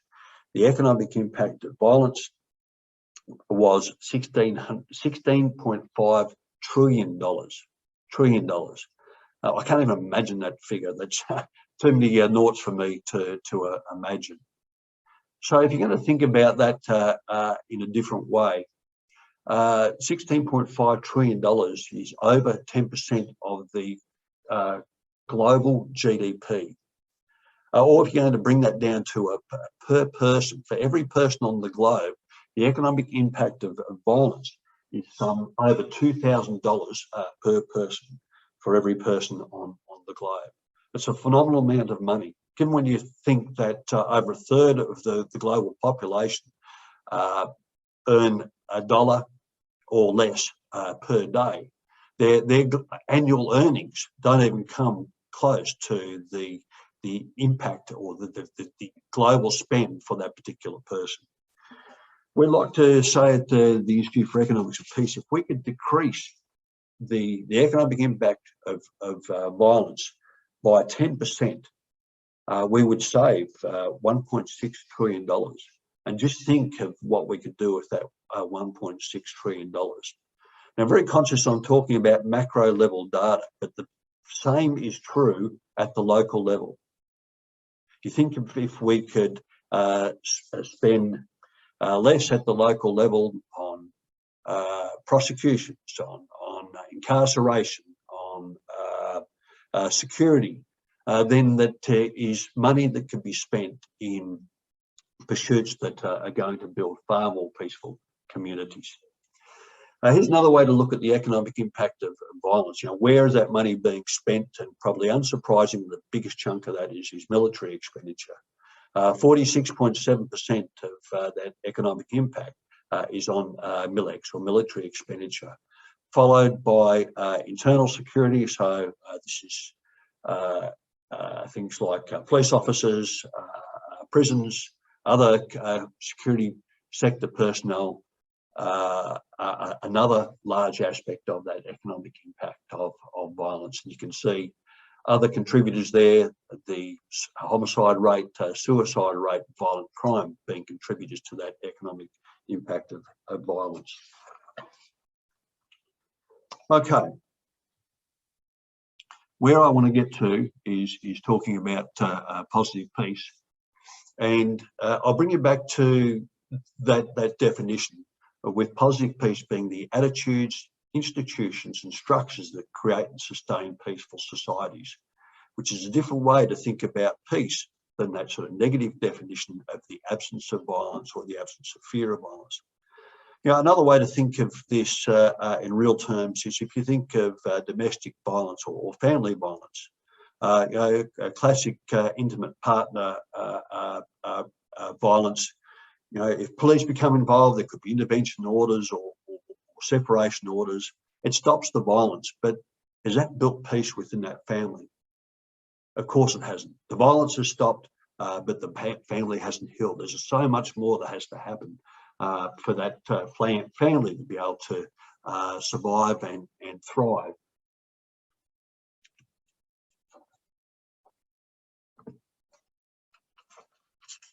So how do we happen upon this positive peace framework that you keep hearing about? So what we did was we looked at the most peaceful countries on the globe. We looked at some 20,000 different data sets to get an understanding of what was happening in those most peaceful countries and drew together a range of indicators. And from those range of indicators, we're able to build this positive peace framework, this taxonomy of 8 pillars of positive peace. And there they are: well-functioning government, equitable distribution of resources, free flow of information, good relations with neighbours, high levels of human capital, acceptance of the rights of others, low levels of corruption, sound business environment. We know that these pillars need to be operating together as a system in the most peaceful countries and in the most peaceful communities.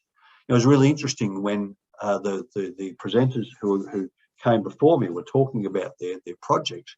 I could hear these pillars being ticked off as they were talking about their projects. You know, there was the Help the Babies Breathe project. You start to think about that particular project, and you can see those pillars coming to life in that particular project.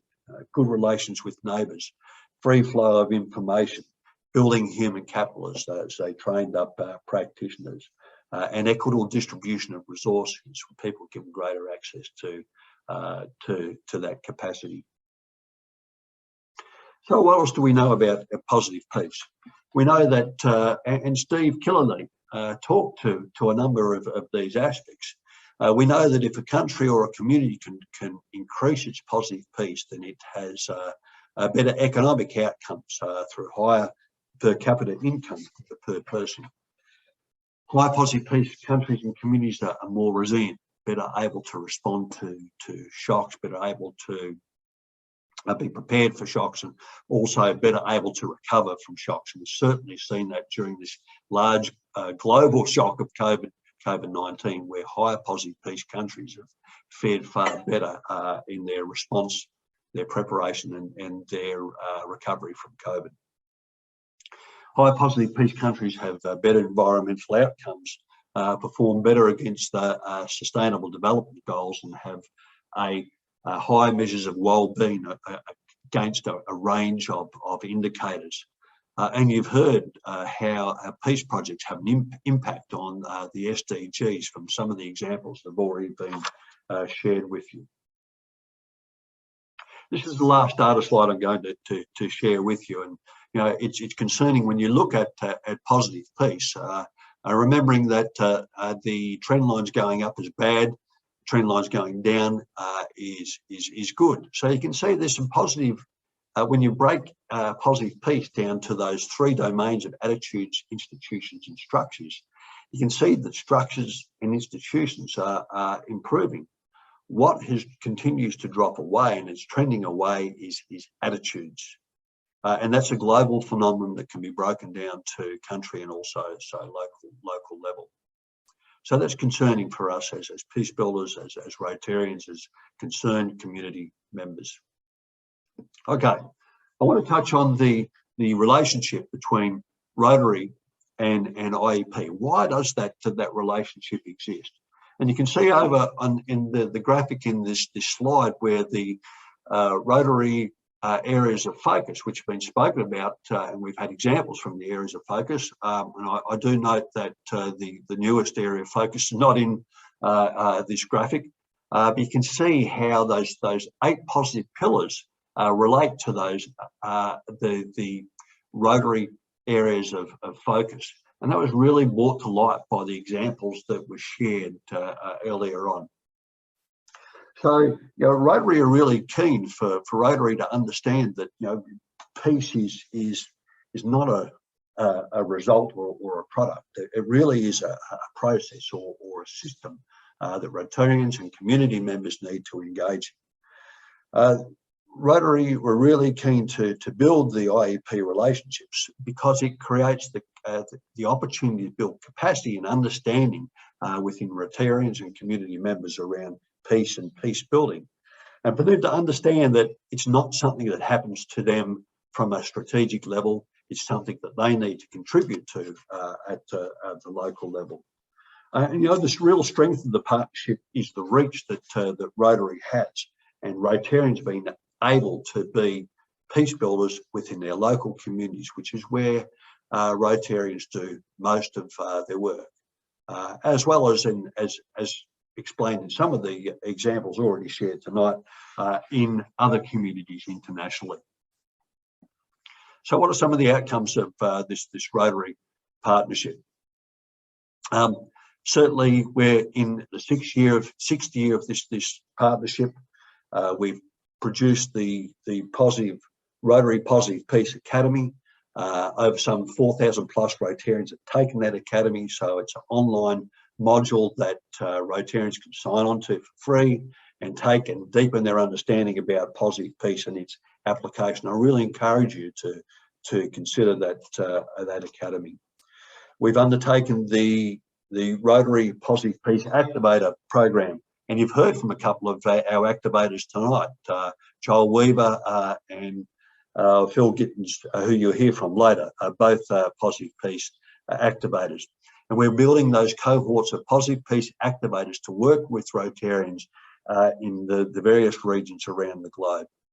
And also Rotarians, and broader than that, the Rotary family, including Rotaractors and Rotary Peace Fellows. Many have IEP ambassadors, and there's some 3,000 ambassadors globally in some 106 countries. And that really is a significant peace building capacity globally that Rotary can contribute to. So you can see why Rotary are very keen on this relationship and how this relationship is mutually beneficial to both our organisations' outcomes. We have conducted positive peace workshops globally in partnership with Rotary. Steve talked about the numbers of uptake of positive peace workshops. They becoming very popular approach for Rotarians to undertake peace building projects in their local communities. And of course, Steve also mentioned that the wide range of events that IEP and Rotary get involved in, and most recently at the International Convention and the Presidential Peace Conference in Houston, IEP and Rotary Partnership delivered breakout sessions at those programs. So, positive peace workshops. Positive peace workshops, as I said, are a great way for Rotarians to engage in positive peace projects at their local level. And this is an example. And you know, I guess I've included this slide because you know it really is experiential learning that's activity based and fun. And we really make a point on the participants in enjoying the learning process and being engaged in the learning process through activity. And also looking for some practical outcomes. And here's a picture from another Rotary Positive Peace workshop where a Rotarian is using that positive peace framework to imagine her project, develop her project using those 8 pillars to bring that systems thinking into her project development. Another group of Rotarians are deep in discussion about the application of the positive peace pillars. So where I'd like to finish is just to touch on a little bit deeper on a particular project. In some ways, Steve Killelea has already stolen my thunder. He talked a little bit about this project in Uganda. As a result of a young Rotaractor by name Jude Kuba, who attended a positive peace workshop in Kampala some time ago. And as Steve mentioned, he wanted to apply that positive peace thinking to his literacy project at a school in Uganda. School wasn't performing well academically. It had issues with attendance and issues with academic output. So they were his two aims, and Jude is a school teacher. His two aims were to build the attendance and also build the academic outputs from the school. So he went about thinking about how he was going to achieve that using that positive peace framework that I've mentioned. And he was very successful, and Steve mentioned this and mentioned some of the outputs that he achieved, where he greatly increased the enrolment and attendance of pupils at the school, but also greatly increased the academic outputs from the school. And what a beautiful aspect of this project is there are aspects that are measurable. So what did he do?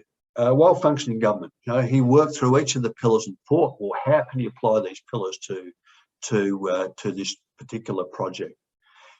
With well-functioning government, another way to think of that is well-functioning governance. He needed to get buy-in from the local community leaders. So he engaged community leaders in the project and gave them a governance responsibility around the project. So they felt ownership of the project and connected to the project. Sound business environment. Part of the school development was to increase the number of classroom blocks and improve the quality of the classroom blocks. So with a small grant from Rotary, he was able to do this. But what he did was kept the money in the local community by having local community members provide the labour, but also the construction materials for the works at the school. So through the project was able to keep the resources within the community. Equitable distribution of resources through the provision of scholastic materials. Steve mentioned it's interesting aspect of acceptance of rights of the others, provision of sanitary pads to the young women at the school, because that was having an impact on attendance at the school. Steve also mentioned good relations with neighbours, where they introduced a porridge project, and that was to certainly, as an attractor, parents are far more likely to send their children to school if they knew they were getting a meal. The application of the children was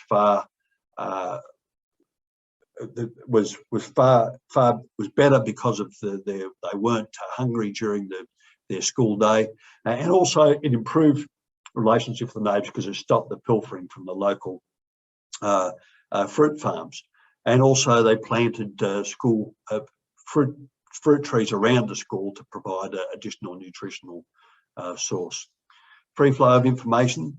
The local radio station was used to talk up the project within the local community. High levels of human capital. There was a range of medical checks were brought into the program. I've also mentioned the classroom construction, which also increased the skill level within the local community. And low levels of corruption. The committee that was put in charge of the project also had a responsibility for the maintenance of the resources that were provided to the school, and set up a number of ways that they could track the equipment and provide accountability for the equipment for the school. So it's a fascinating project, and really takes that macro level thinking being brought down to the local community. And certainly if Rotary or community members are engaged in devising a project, thinking through how they can have an impact on that whole social system to build the peace within that social system, then the positive peace framework is a great tool to be able to develop the project. Okay, and there's other examples globally. You can see here, Chris Offer, who's a well-known Rotarian, was involved in a workshop, a positive peace workshop that was larger scale, and this was in Colombia. We're using a global grant process. We're able to train some 214 young peace builders, but they went on to have an impact across through a range of different presentations and projects to have an impact across some 3,000 plus Colombians. That was a global grant funded project using the positive peace framework. And these are a range of the projects, I won't go into them in detail, that fell from that Colombia project. And lastly, there certainly is a call to action out of all this. And certainly we encourage you to undertake the positive peace workshop as a good way to develop your understanding, deepen your understanding of positive peace and its application. We certainly encourage you to think about the positive peace application of the positive peace framework through positive peace workshops, and we encourage you to consider the IEP ambassador program as a way you can deepen your understanding. Now, I would like to, I noticed that there are some questions starting to appear in the Q&A box, and we'd like to throw it open to some questions now. Jannine, you seeing any questions in the Q&A box, or do you have some questions that are coming? Yeah, there are questions, Charlie. If it's okay with you, what I'd like to do is to carry on with the programme, and then we'll deal with the questions. There's some specifically about how we can use the pillars of positive peace. There's others around other issues as well. But if we could carry on with the programme now, we're going to be speaking with two key speakers I'll be introducing in a moment. But first of all, if it's all right with you, Charlie, I'd like to move on then. And Right. Yep.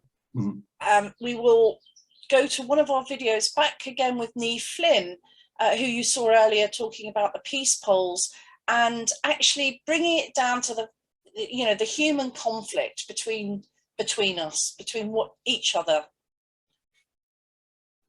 So my question is, in an increasingly polarized society where people feel the need to align themselves with one side of an argument or another, how and where can we create more emphasis and discussion spaces for respectful and open conversations to explore and create understanding of the complexity of issues which are too often simplified, and perhaps by doing so we can foster patience, understanding and empathy for one another, especially those with opposing views? Thank you. Well, I could put a very, very complex answer to this one. In fact, my instinct is, but I won't. So simply, when you look at the concept of systems, and then you start to apply systems processes to discussions, it'll take you forward. So quite often, the way we go about looking at solving problems, we think of cause and effect. We think, okay, here's a problem. What was the cause? Now let's go back and address it. And there's always a bunch of humans there. And quite often, if you're looking at conflict situations, the conflicts have been going back centuries. And trying to address them gets very, very problematic. But if you think of a system which is trapped in a vicious cycle, and none of the players want to be in that vicious cycle, then you can use systems theory to look at where it is now and then understand what are the relationships and flows going forward, which will make it work. Now, we had tried this approach in Libya with one of our workshops, probably about 6 years ago now, 5 years ago. And we brought together people from about 6 different cities. And a lot of these cities, they were in conflict, they were fighting. And the people said, well, we never expected to be sitting in the same room as these people, let alone agreeing on what we could do. Because when you start to look at the problems systemically and saying, what are your problems, came down, they had shared a whole lot of things in common, like wanted better water, people to pick up the garbage and clear it off the streets. And so there was this coming together, but it was all about looking at where we are now and what is the common things we can see together, which we want to get fixed for the future, and how do we get there? So, you know, it really is about what are the common things, you know, whatever your beliefs, wherever you are living, whatever your circumstances, there are some fundamentals that really apply to every one of us as that one human race I keep referring to on one planet Earth.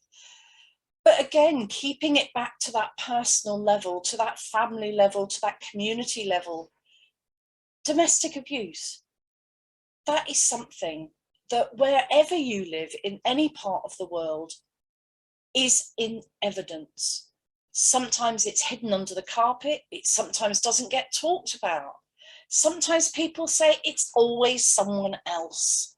Well, early in my career, I was a police officer, and it was in the very early days where the police were really starting to help with domestic violence, with domestic abuse. And don't forget, it's not just about physical violence. There are so many forms of domestic abuse.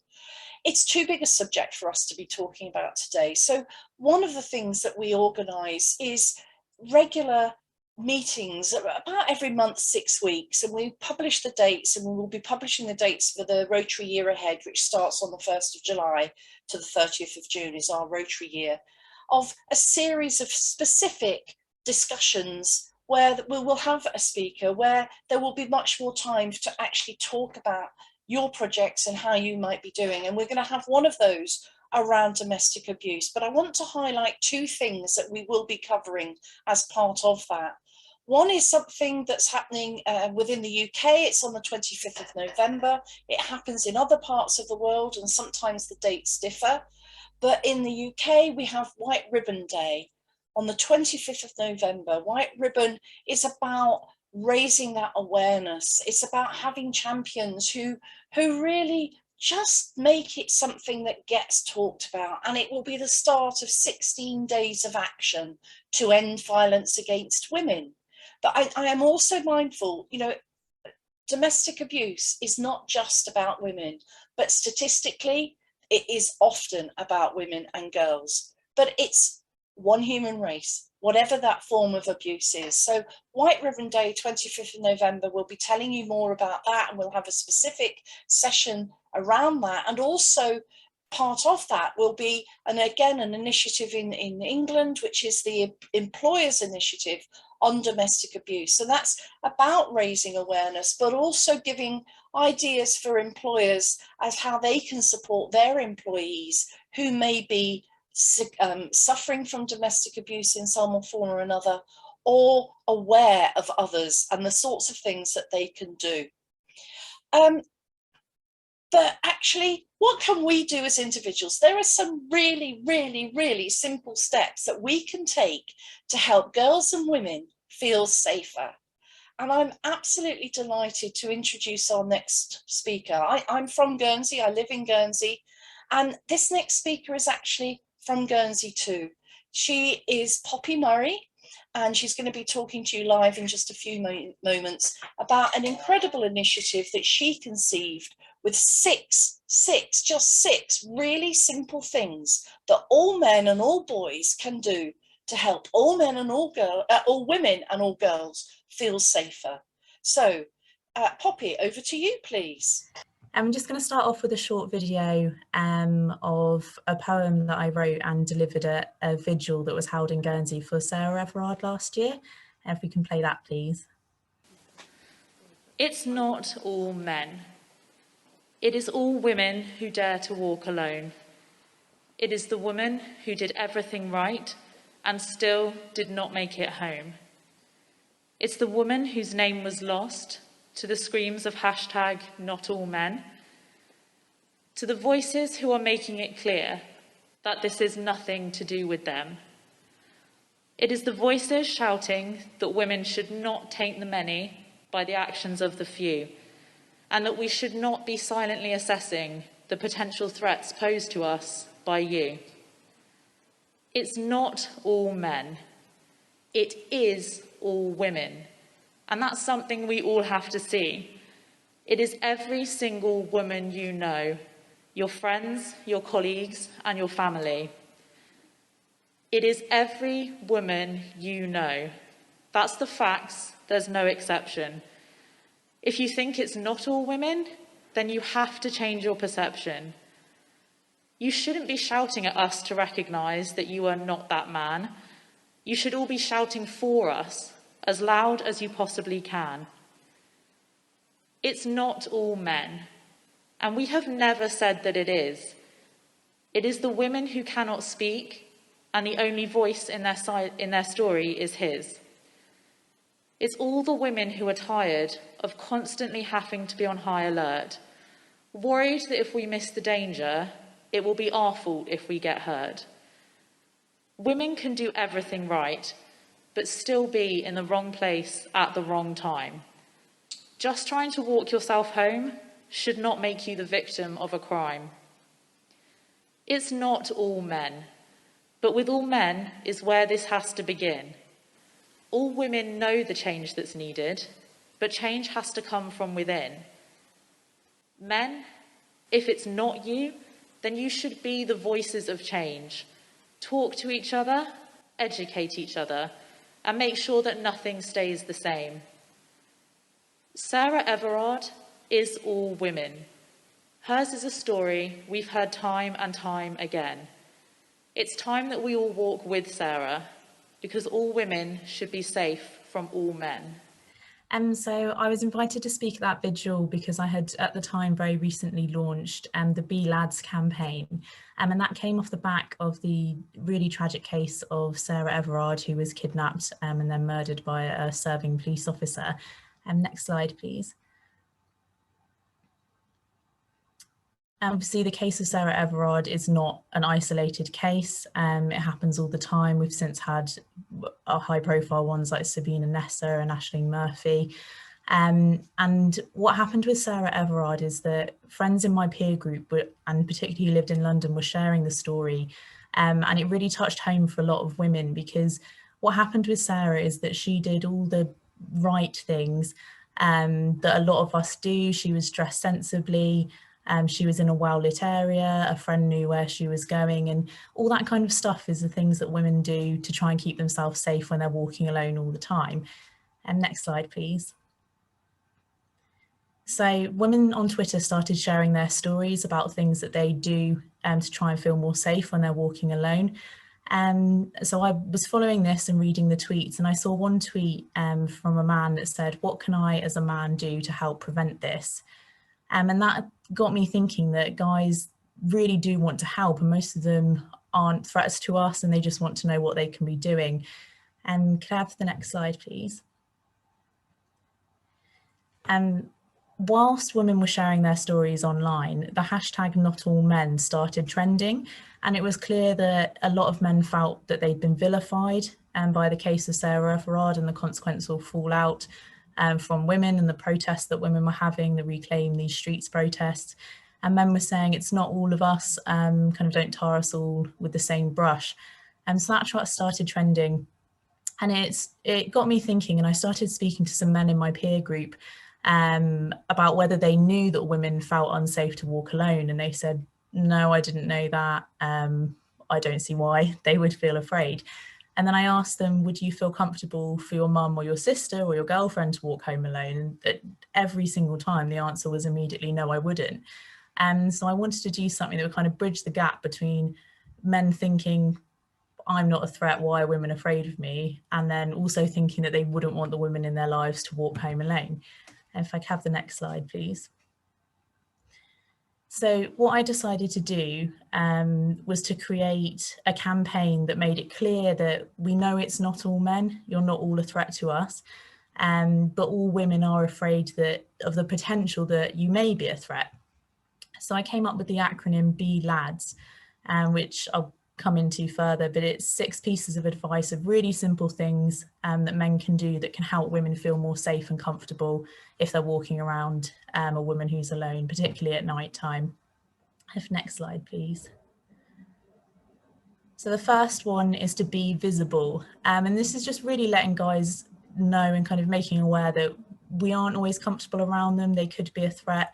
So if you make yourself visible, we can see what you're doing. We can see where you are. And that's much less intimidating for us. Next slide, please. The next one is actually a piece of advice I saw that a man had put up on social media, and it's to ease the tension by making a phone call. And this man had said that he'd noticed if he's walking around a woman at night and she's alone, if he phones a friend and is chatting, then it makes the woman feel more comfortable. And I thought that's a fantastic idea, because we can hear that you're not talking about us, you're distracted on a phone call. And again, it just makes us feel a bit more comfortable. Next slide, please. The next one is to look away and don't stare.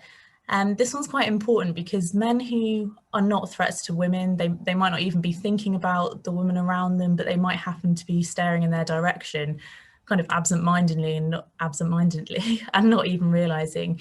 The woman will be incredibly aware that she's being stared at. So it's just a reminder to men that if you are looking at a woman, she might be wondering, why are you looking at her? Are you going to be a threat? And so it's just kind of moving your gaze away. Next one, please.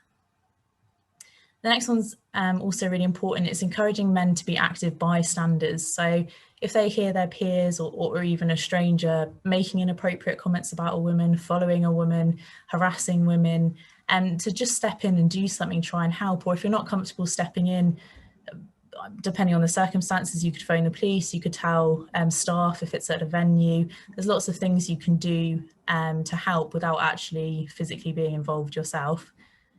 Next slide, please. D is to distance yourself. So, I mean, men have just as much right to walk home or anywhere as women do. It's going to be unavoidable. You will be walking in the same direction at some point.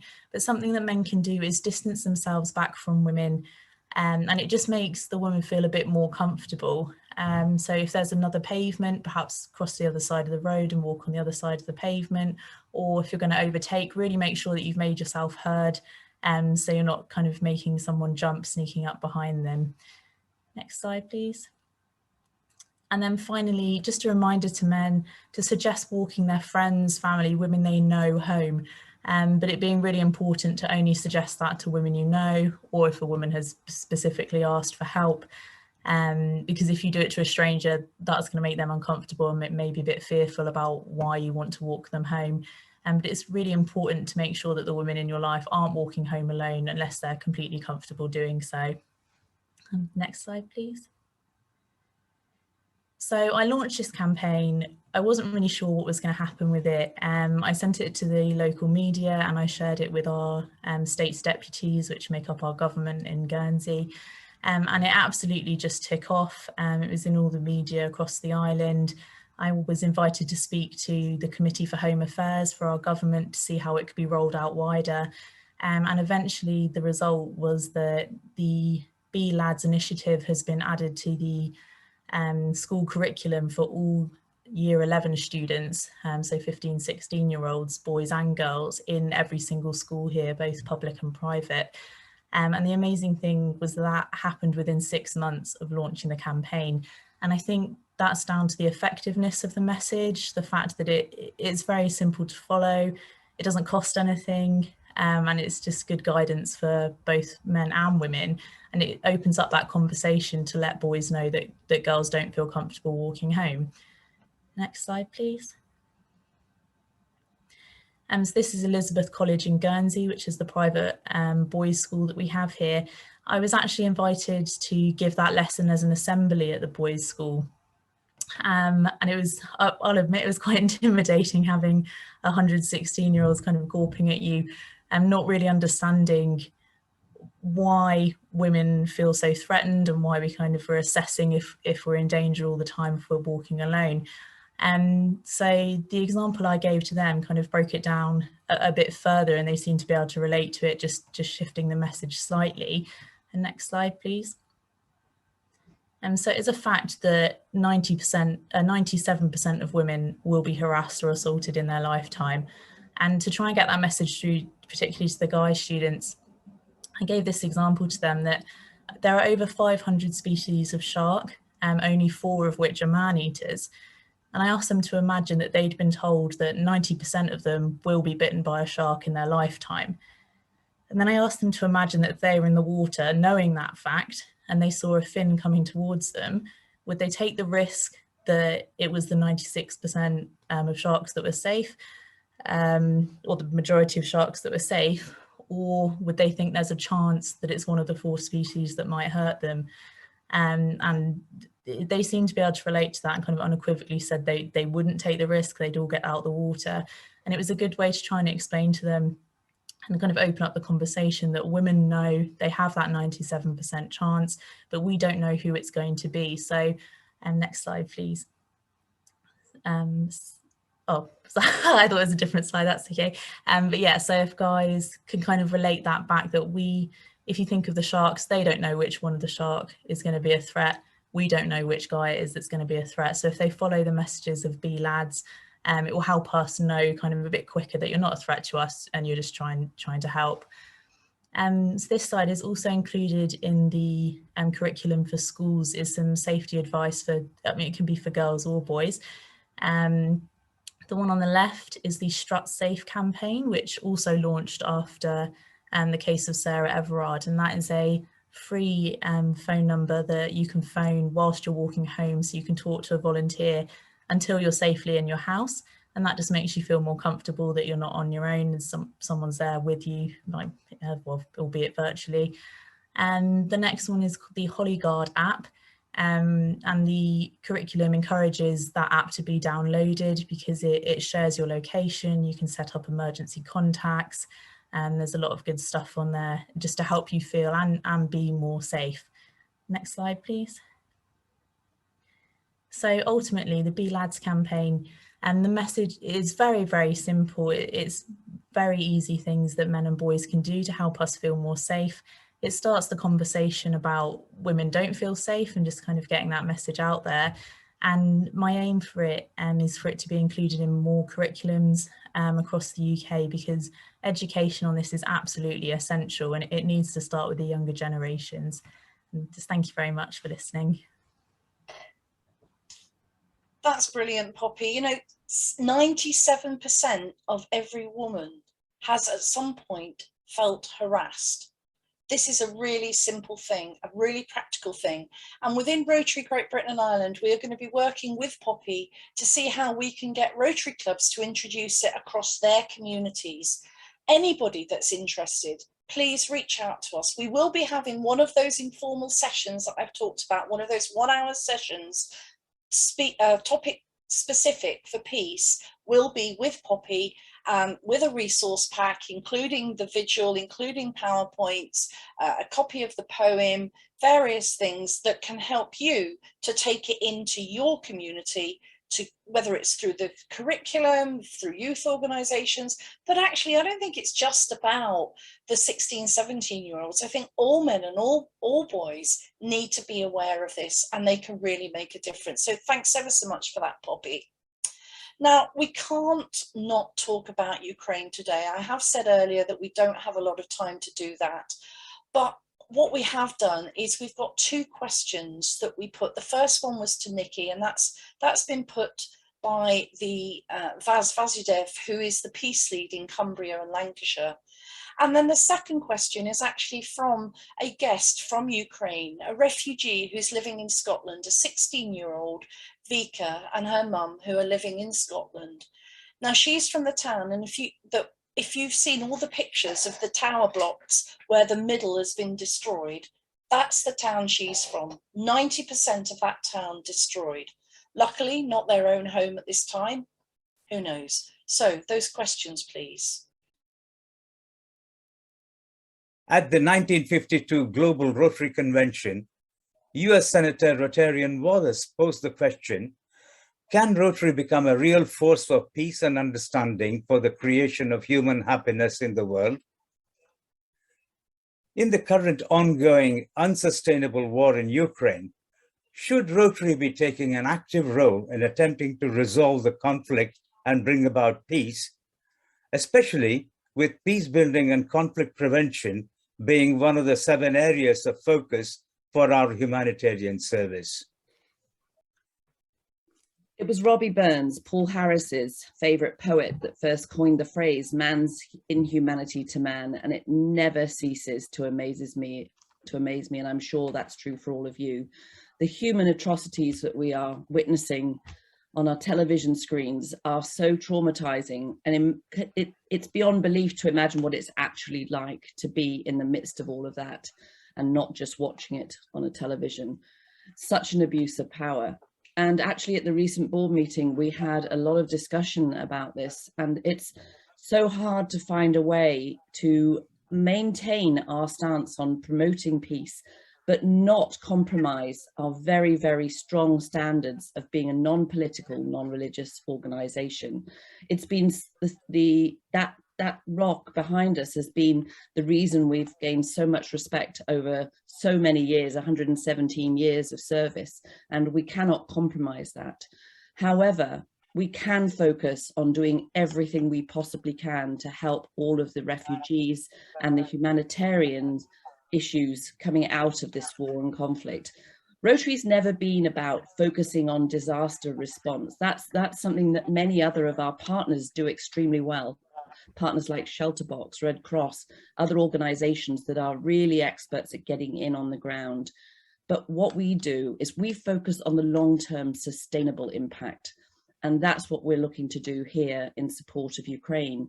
And not just Ukraine, let's be clear, you know, that's what's in front of us right now. But there are refugees suffering from conflicts all across the globe, and many of them, way too many than there should be, way many more. So anything we can do to build peace and around understanding, and a lot of our programs like the Youth Exchange program, which I think is one of the most phenomenal concepts that we've organized through our Rotary context of helping be in each other's homes, understanding each other's cultures. That's where our real work was done. And I can assure you a lot of work was being done between the Ukrainian and the Russian Rotarians before this conflict broke out.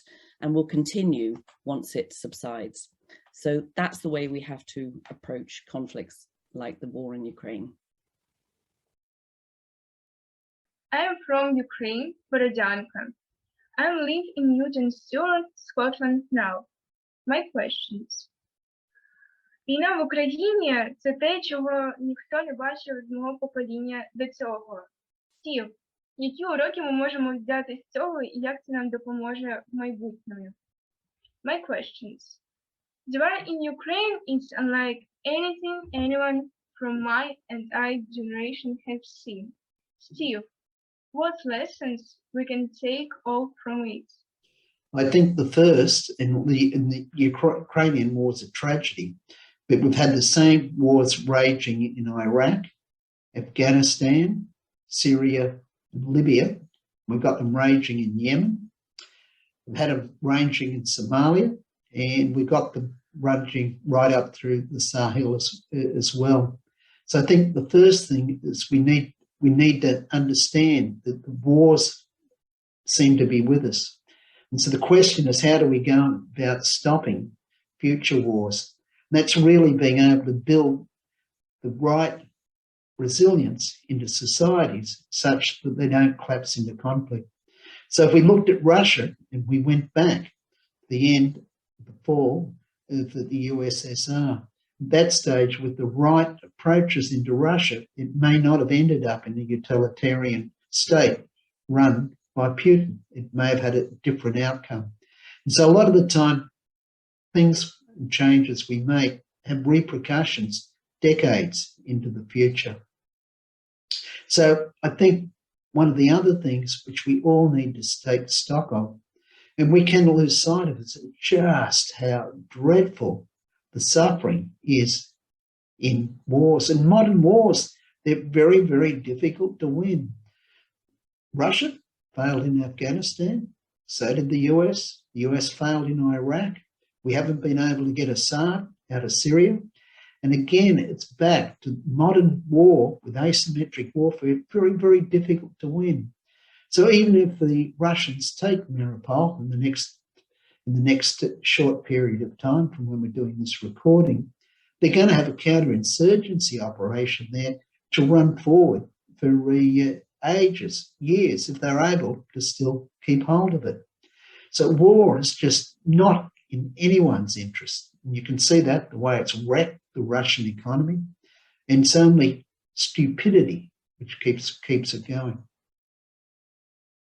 Sadly, we are where we are, and here in Great Britain and Ireland, we have a crisis task force that's been set up to try and help in relation to what's happening within Ukraine and the bordering countries, the refugees there. We have a resilience team that's working for the guests in the UK and Ireland, and we work very closely with the crisis team that the Ukraine's own district have set up. So please stay in touch with us, make sure you read our task force bulletins about how you can help. So I'd like to move on now to our next speaker, Phill Gittins. Phill is an amazing person. He is the Education Director for World Beyond War. He's a Rotary Peace Fellow and is part of the team leading the Peace Fellow Alumni Association, and is also both an ambassador and peace activator for the Institute of Economics and Peace. So Phill, over to you, please. Thank you so much, Jannine, and thank you so much to you, to others for the invitation. I've really enjoyed listening to yourself, to Steve, to Nicki, to Charlie, and all others talk. And a big shout out to Phill behind the scenes for the great technical work. So I'm just going to share my screen here. And what I wanted to do was give a perspective on the what, why, and how of peace building, what needs developing. In order to do that, I won't talk about some of the great things that have always been spoke about already with regards to positive peace. I will try and lay alongside a complementary perspective. More specifically, I want to say what peace building is, why is it important, and how do we go about doing it, and then some areas for potential improvement. At the core of this is this argument: equipping young people to both promote peace and challenge war is one of the largest, most global and important challenges facing humanity. The two important parts there are Why young people? And the importance of both promoting peace and challenging war. And I'm going to say something about that shortly. But let's start off with the question, what is peace building? What is it and what isn't it? Well, there's no overall one universal definition of what peace building is, but here's one way of looking at it. It's any and all activities to reduce violent conflict and advance peace through peaceful means. Two important parts here are violent conflict. So there's nothing wrong about conflict. It's violent conflict that's the issue. And the other part is peace through peaceful means. We cannot achieve peace through violence and through war. So peace building could look like this. It could also look like this: 1 million people each year in Thailand meditating for global peace. It could look like this: people in the streets protesting in non-violent ways to bring about change. And it could also look like this: at the end of the day, peace building, peace work is about relationships. It's how we get on with ourselves, others, and the world. So the big question is, well, why is peace building important? And particularly, why does it matter to Rotarians? Well, one of the reasons why it matters is that we need to be aware of peace and work for peace if we want to achieve the world's sustainable development goals. So the UN has the very useful, well-conceived sustainable development goals. There's 17 of them. So peace is a standalone goal in terms of 16, but there can be no sustainable development without peace and no peace without sustainable development.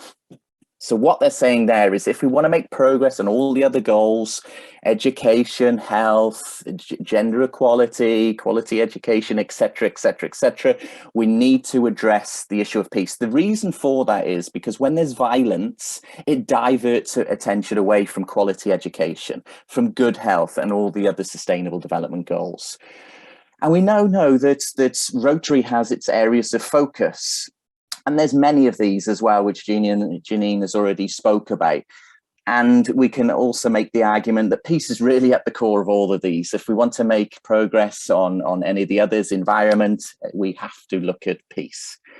And again, we now know that peace is at the center, of course, of IEP's work as well. So there's a couple of reasons why peace building is important. So let's have a look at what is the situation in the world with regards to peace and conflict and war. Well, research shows that at least 180 million people died in wars in the 20th century. According to IEP, the economic impact of violence in 2021 was 16 trillion. Let's put that into perspective. 10 trillion of that can be attributed, according to research, to war itself, the cost of war, 10 trillion. If we look at military expenditure around the world, 2 trillion is currently spent on military expenditure. And if we put that into perspective, research suggests that about 30 billion is needed to end global starvation on the planet. This informs one of our campaigns. 3% of US military spending could end starvation on the planet. So the result of all this is some worrying trends, a 340% increase in battle deaths worldwide in the last 10 years. The world now is at a 30-year high in violence around the world. And we now have reached 100 million people displaced worldwide. So that gives a bit of perspective on why the work that you do, that all of us do, is really, really important in terms of peace building. But of course, the question is, well, how do we build peace? How do we build sustainable peace? And I think the more important question here is that we're all peace builders. The question is, what kind of peace builder do we want to be? And again, there is no one way of doing peace building. But I think here is some things which we might find useful thinking about. So peace, like happiness, like love, like democracy, it's not something that happens to us. Rotarians are people of action. It's something that we do. It's something that we practice. So we need to practice the practice of peace building. And I think this is a really useful way of thinking about peace building. So ask yourself, what do the following have in common? Sports people, architects, builders, etc. Well, the answer is that they work hard at their trade. They practice their trade, they study hard, they dedicate themselves. This is exactly the same as peace building. It's useful to take short courses, etc. But peace building is a process, and peace building is a way of being. So we need to keep practicing this day in, day out. And I think when we think about peace building, here is one perspective. We can think of peace building as both a process, so it's something we work towards, something that we work on an ongoing basis, but also an end as well. All governments, all Rotarians, all religions espouse their own version of peace. It involves both inner and outer dimensions. So the inner is peace with myself. I have to be in peace with myself before I can start to be in peace with others. So peace with myself is necessary, but it's not sufficient. So if I'm meditating and I'm in peace with myself, necessary, but wars taking place outside, that's not what we call a comprehensive peace. So we need to look at outer dimensions of peace, such as the relational elements. How do I be with others? Structural dimensions, ecological dimensions, global dimensions of peace building. And of course, we know through the peace building field and also the work of IEP, we need to both look at both negative peace and positive peace. Negative peace being the absence of direct violence, and positive peace being the presence of social conditions, the absence of structural violence and cultural violence. So I want to make an argument now before bringing us to an end, that I think sustainable peace, so long-term peace, rests on two things. One, war abolition, and two, youth participation. When I say war abolition, I'm talking about the institution of war. So this is the preparation for war that happens before the bombs have dropped. And most of this takes place in global north countries, where we know the immediacy of war, most of which takes place in global south countries. So it's not just before or during, it's also after as well. So the remnants of war, after the bombs are dropped, after the armed conflict has taken place. So this is what I mean by the institution of war. And then make an argument that youth participation is crucial in this. And I'm going to say something about that shortly. The good news is, let's start with the good news. The good news is that there's a developing global peace system, and many different organizations are developing their version of a global peace system. We put our own across, and you can find the information here, a global security system, an alternative to war, where we put forward an argument how we go about ending the war system and developing a peace system based on peace via peaceful means. It makes an argument that inner change is necessary, but not sufficient. We need structural change. And we talk about this idea, what goes around comes around. If we rely on war, if we rely on violence, we lose opportunities for peace and the utility of non-violence. The best way, of course, always to promote peace is through peaceful means. And I think we need to get much better at what we call a preventative approach versus a curative approach. So stopping the violence in the first place. In addition to responding to violence after. So if we're looking at moving towards a global peace system, then we need to look at, well, what stops us from getting in the way of this global peace system? And we speak about the dominant system that we have, which is the war system. Here's some reasons why war is detrimental to peace and development. War is at its broadest sense, development in reverse. The two existential threats that we're facing right now, the nuclear apocalypse and the climate crisis, both have their links to and are at the core of really the war system. The links with nuclear apocalypse is very clear. The links with climate change is not as clear, not as many people know that. The biggest polluter on the planet, the biggest consumer of fossil fuels on the planet is the military, and in particular the US military. Other reasons why war is developing in reverse, it's the leading cause of death, injury and trauma, the top cause of the refugee crisis, the primary justification for government secrecy and authoritarianism around the world, and the main impediment really for global cooperation on global crises. War is development in reverse. So if we're interested in sustainable development, we have to address the war system. And it's important to think that every moment spent working to end war is also a moment spent working to create a just and sustainable peace. The work to replace the war system with a peace system cannot be done through warlike means. So when we're thinking about peace building, we need to think both pro-peace and anti-war, and how they're mutually informing and mutually important. And I think when we think about developing a global peace system, Rotary is a really unique platform in doing this, to realize the potential as a peace building platform. Think about how many Rotarians you have around the world, the networks that you have, the collaborations that you have with others, 36,000 clubs, over 1,200,000 members. Unique position to realize your potential to be a global peace system and address what we call the war system. And it's good that you're in good company. I know Rotary have developed wonderful relationships over the world, over the years, with wonderful organizations such as the UN and UNESCO. And it's worth remembering that both of these organizations, the UN and UNESCO, came into being to end war. If we take the UN, their preamble states that their way of being, their way of working, their existence is based on the idea to save succeeding generations from the scourge of war. That's the whole mandate. UNESCO talks about, since wars begin in the minds of men, it is in the minds of men, and they did say men, of course that needs updating, that the defense of peace must be constructed. So the good news is that the great partners of Rotary also believe in this idea of ending war. So hopefully that's give a perspective on war abolition. Now, if we want to achieve sustainable peace and development on the planet, there is no viable approach to doing that that does not involve the role of young people. Many of the world's leading religious leaders, politicians, thought leaders, etc., around the world have always made the case to begin with young people. Take, for example, Gandhi. If we are to reach real peace in the world, we'll have to begin with children and youth, is what he said. Now, this has always been true, but it's even more important now than ever before to focus on supporting young people to both promote peace and challenge war.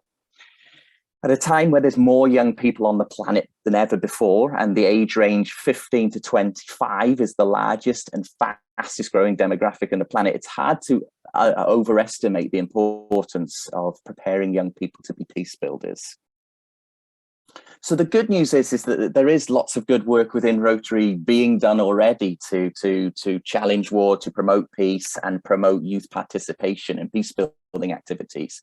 Here is one amazing example which the Rotary Action Group for Peace and World Beyond War worked together on last year, a first of its kind program for the whole of the Rotary system that brought together young people, adults, older generations, Rotarians, Rotary Peace Fellows, Rotaract, Interact, together from 12 different countries, 4 in Africa, 4 in Europe, including a Ukraine-Russia joint team, and 4 in the Americas, to engage in a 14-week development program, 6 weeks of peace education, and then 8 weeks of peace action, where each of the country project teams designed, implemented and evaluated their own peace projects based on the community needs. Amazing project. And here on the right-hand side is the celebration at the end.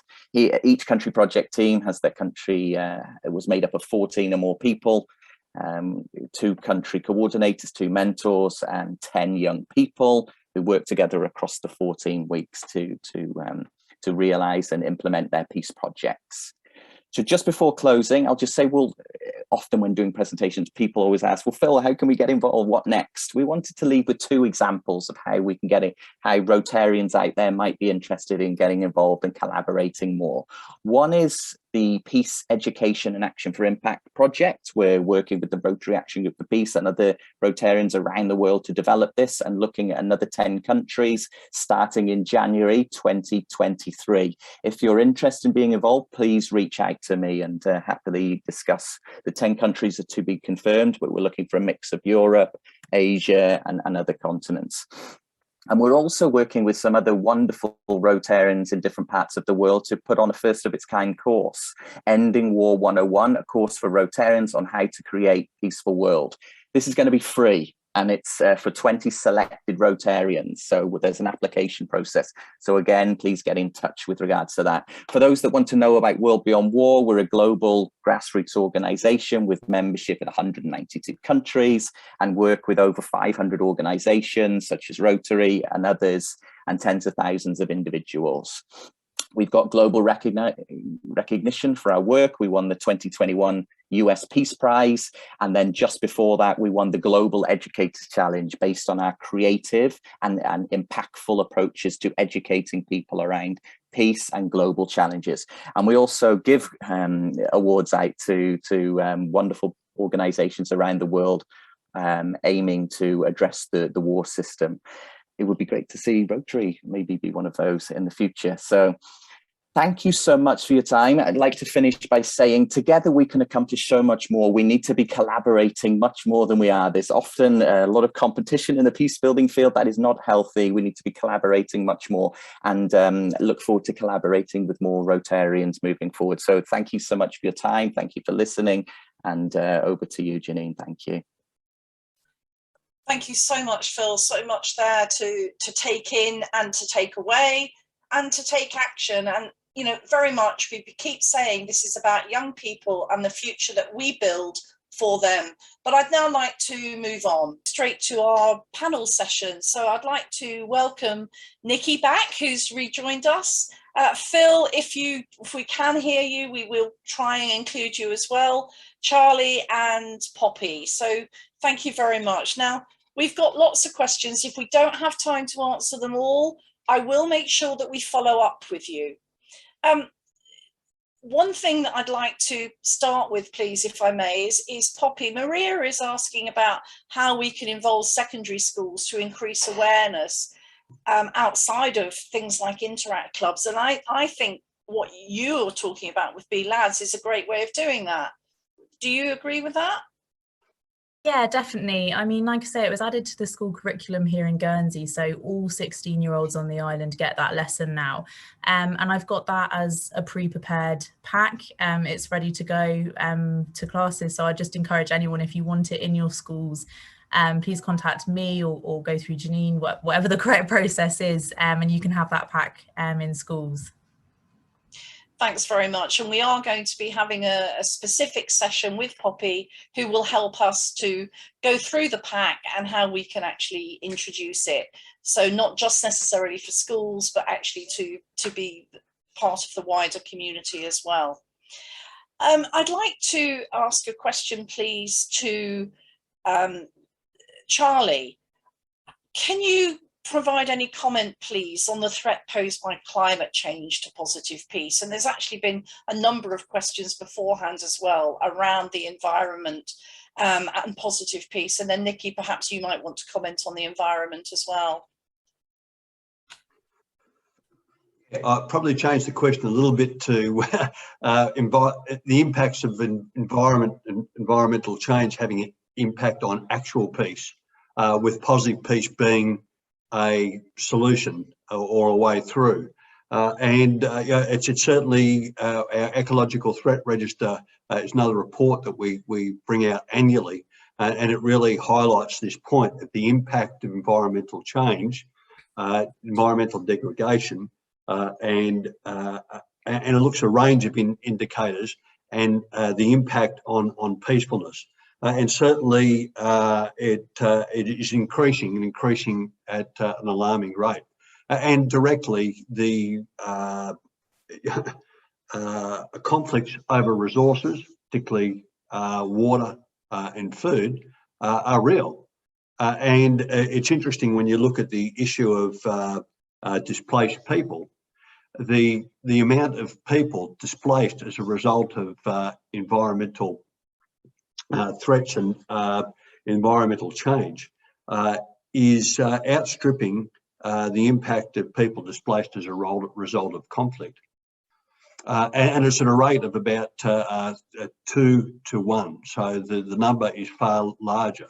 So I'm not just talking about refugees, I'm also talking about IDP, so internally displaced people, which doesn't mean they're necessarily displaced permanently. But the impact of environment is having a larger impact on displacement than what is the conflict is. So certainly the two are very much linked and directly where there's actual live conflicts happening at an increasing level over resource scarcity. Thanks, Charlie. Nicki, would you like to say anything around environment and Rotary? Well, it's hard to build on what Charlie just said, excuse me. But I am so delighted that Rotary International has finally embraced the environment as a 7th area of focus. I mean, without sounding glib, there is no plan B. So unless we look after our environment and invest in the natural balance of, you know, nature is so much more wise than we are. So we need to listen, and we need to observe, and we need to work collaboratively in alignment with those natural forces. Otherwise, there won't be a planet on which to do anything else. And so everything else starts to take, you know, relative insignificance if we haven't got that basic balance. And the only other thought I had when Charlie was talking is even just things like deforestation and the impact in gender equity. It's also linked, you know, so many women have to go gathering firewood. If they have to go further to gather firewood, they can't even feed their families. If they can't feed their families, there's much raised infant mortality. It's all so interlinked, so it cannot be overemphasized, in my opinion. Thanks, Nicki, and absolutely, it is all interlinked. It can't be overlooked. It is a part of that global picture, but also at that local level, if you're part of that area that's affected by it. And, you know, I'm not an academic by any stretch of the imagination, but I've been saying myself for many years that I think access to clean water is going to be, or any water at all actually, is going to be a huge issue. And, you know, we've only need to see what's been happening in Ukraine, and the Rotary Club there that has actually been trying to get water to 500,000 people right next to the front line, and what they've been able to achieve. But the challenge is when you just simply don't have water. That's just one of them. And if you think about rising sea levels, we had a presidential sea conference in Venice. You know, that phenomenal city and all its history is going, people say it's sinking, but it's the rising sea levels, and think how much that will impact drinkable water and get into our natural water system. So much, it's enormous. But if we take it back to the personal level, you know, each one of us can do something to help on the environment. You know, we've got a question, and I'll make it as a comment rather than a question, from Orla from Dublin. You know, Rotary has been involved with environment. You know, our past president, Ian Risley, was very much about planting trees. You know, she's asking, can Rotary be part of the target of planting 1 trillion trees by the end of 2030? You know, it's just one of those initiatives. Everybody on this call, could you make the effort to plant a single tree? You know, it doesn't mean about creating forests, plant a single tree. So moving on from that, Eve Conway is asking that, you know, young people are our futures. So how can we help them to ensure that their futures are peaceful? And how do we prevent so many of them around the world going down those negative paths, leading to antisocial behaviour, crime, whatever? Anybody want to jump in on that? Poppy doesn't. I hope Poppy does. Go ahead, Poppy. It looks like you're trying to unmute yourself. Oh, sorry. I was just going to say that I think in all aspects it absolutely comes down to education. And we're at a point now where we do need kind of a complete societal shift, and sometimes that's just not possible. Perhaps with older generations, it needs to be that you're learning this whilst you're learning everything else about how to be a good person. Everything, your entire education should be founded on being a good citizen, and I think that will make a real difference. Thanks. Can I add to that, Jannine? I think, you know, I don't think you can overestimate the impact of how we interact with younger people. If we talk down to them, if we put people down, the importance of our words are so immense, and people raise the expectation of what they believe, others believe in them and see in them. And I think, you know, I had an interesting couple of experiences just recently walking through an airport and listening to the way that one mother was talking to her child. And I just thought, gosh, it was just so sad to me. So I think it is about being kind, you know, and lifting up younger people and raising their expectations. It's so simple.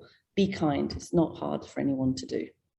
Thanks, Nicki. Phill, I will come to you in a second and see if we can actually get an answer from you. But I do want to pick up on what you said about the being kind. You know, I say all along, and in the introductory video, it's as simple as a smile. That's what peace building is. But it's about being kind. And for those of you that were actually at the Houston convention that we've just had for Rotary, or attended remotely, which is one of the things I did, there was an incredible young man who spoke so eloquently.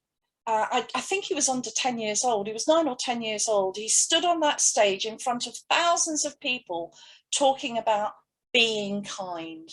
You know, every one of us can do something today to be kind and make a difference to somebody else. Phill, what would you like to say on that? Let's have a stab at managing to hear you. Cross your fingers, everyone. Yes, totally agree with what Nicki, what Poppy, what you said, Ginny. Also, as well, we need to think about if we want to support the role of young people in peace building, it often requires a shift in both the young people and those that they're working with.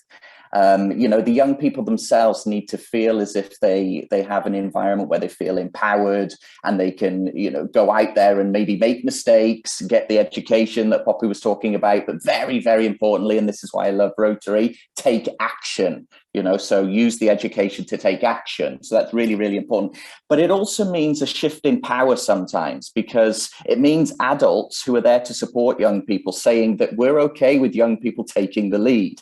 So there's something there in terms of education for adults and other people working with young people as well. So I think actually I'll go here and put it out on the record.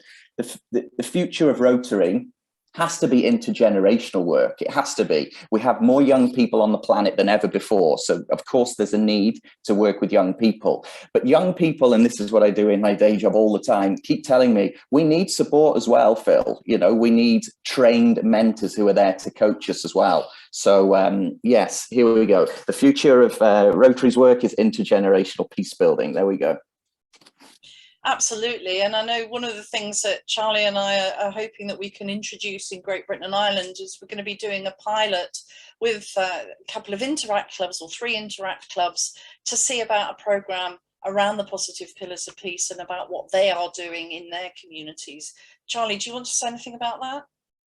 Yeah, absolutely. I just want to pick up on the aspect of youth education and the points that have already been made, but also making it clear that I think you know, there's that want to jump to peace building being a strategic effort that is beyond the individual. And I think part of that peace education is building understanding that we all have a role. And like our ambassadors program, another blatant plug for IEP, but we've got 3,000 ambassadors globally, and we make this point to the ambassadors, and part of their ambassadorship is to take some action, and the action is something that they can do within their capacity and capability. Yeah. So we can all do something, whether that's at the individual level, at the family level, at the neighbourhood level. There's always something that we can do that's within our capacity and capability.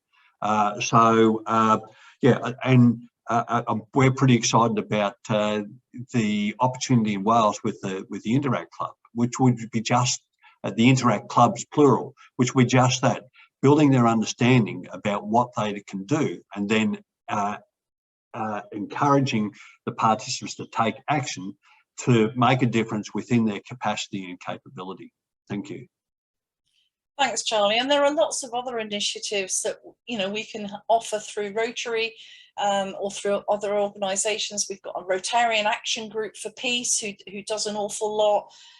There's a programme that's established by Rotarians. It's not a Rotary programme, but very much Rotary clubs get involved. It's the Rotary Peace Advocacy Project, and also their self-care project, because let's not forget that this is actually, peace starts within each one of us, and we mustn't forget that self-care, that mental health support for each other as well.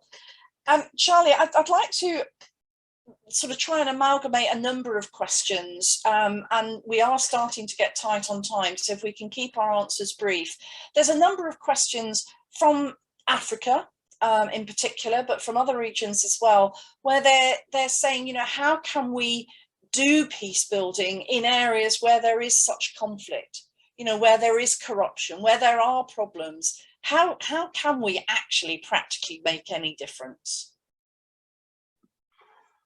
Yeah, I'm going to sound like a bit like a broken record here, because the answer is pretty much the same to the answer I just gave. We have conducted positive peace workshops, predominantly with Rotary in different parts of Africa. Rotary now have a peace centre in Africa at Makerere University. We're launching our next Activators program in East Africa, and we'll do one in West Africa later on. But there's an education aspect, and there are plenty of ways that Rotary are building the capacity and capability within African peace builders. But then it comes back to the individual, and what is it's within their reach to be able to influence the systems that they're involved in. So we're all involved in a range of social systems, and sort of thinking about, well, how is it that we can have an influence within the social systems that we're involved in? Once again, whether that's at individual, family level, community level, friendship group, or if you're a strategic actor, how you can have an influence on at a policy level.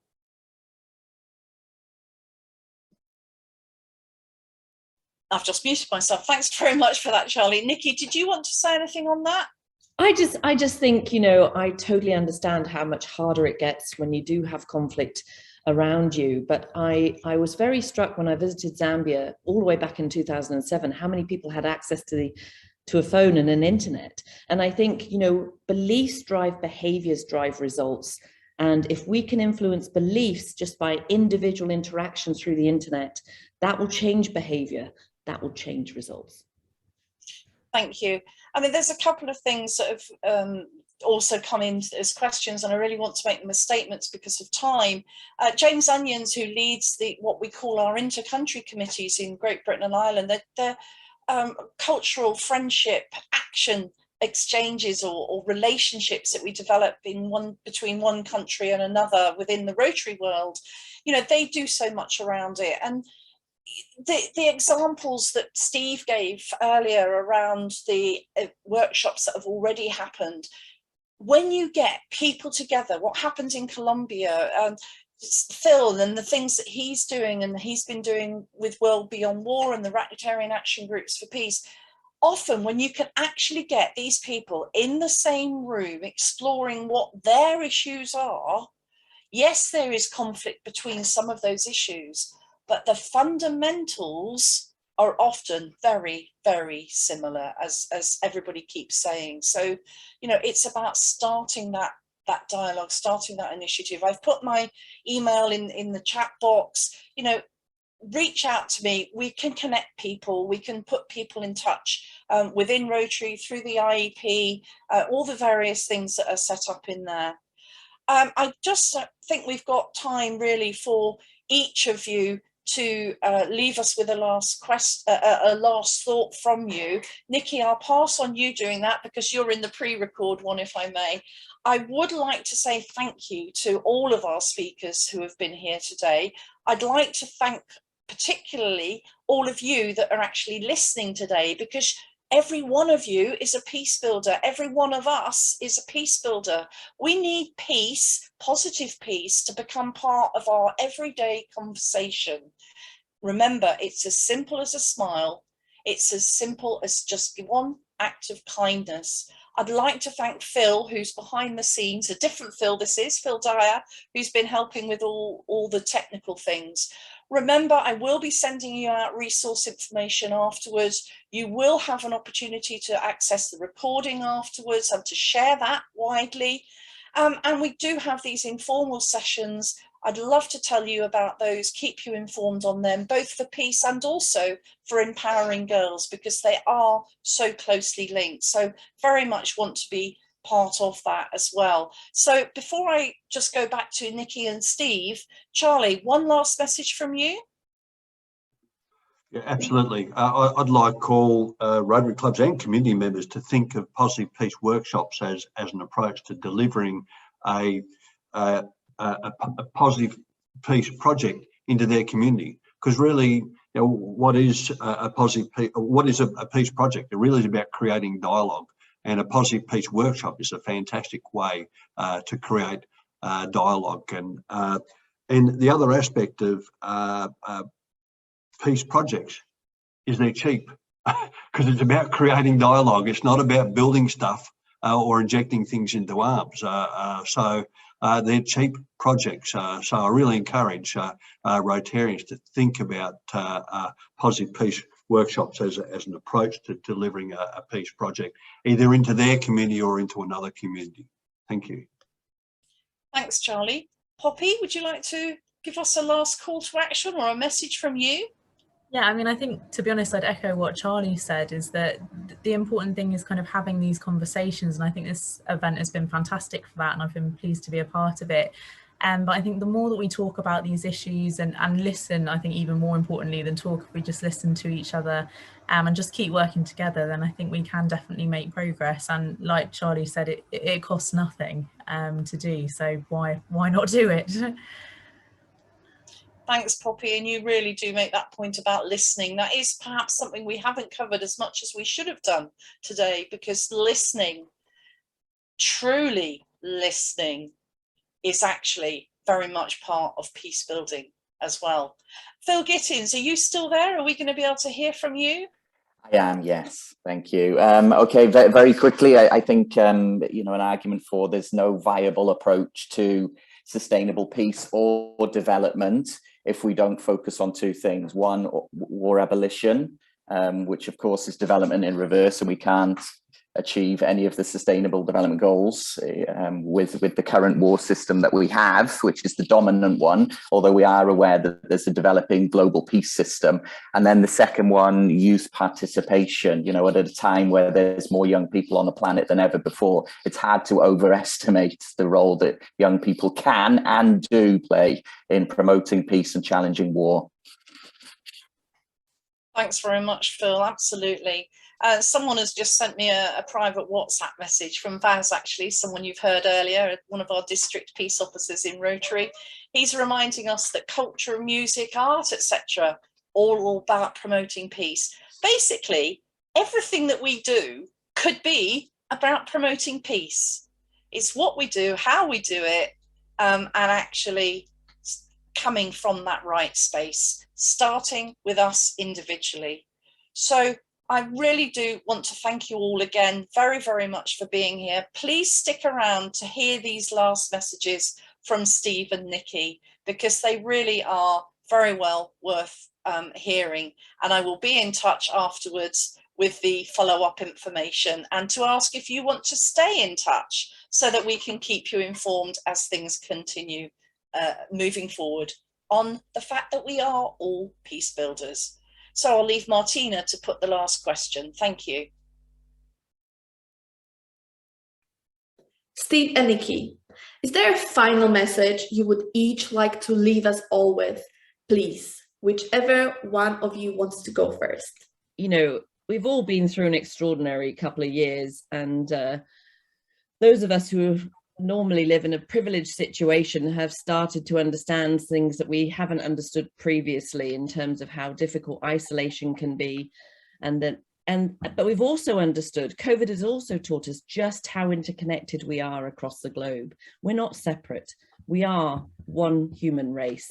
And I think as Rotarians, we are by definition ambassadors for peace. It's core to our purpose, and it's really fundamental to our whole reason for being.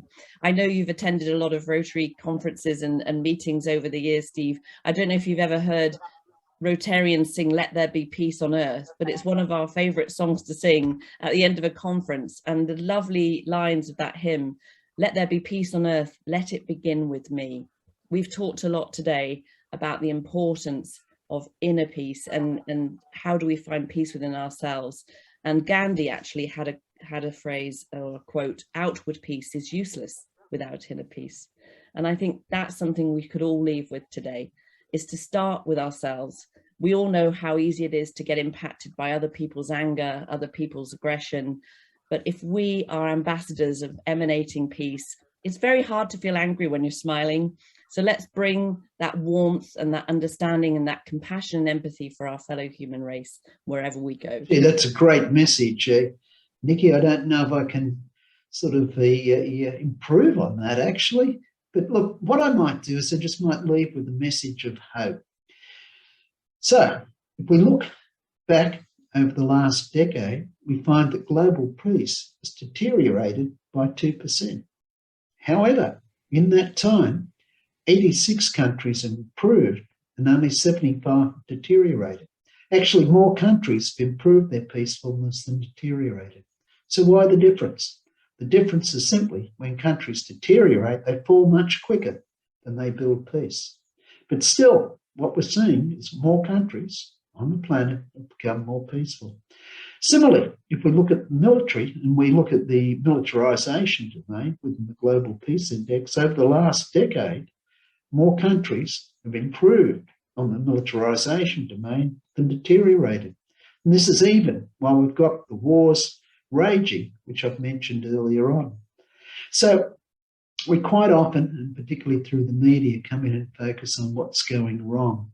But there's also a lot of things which are going right.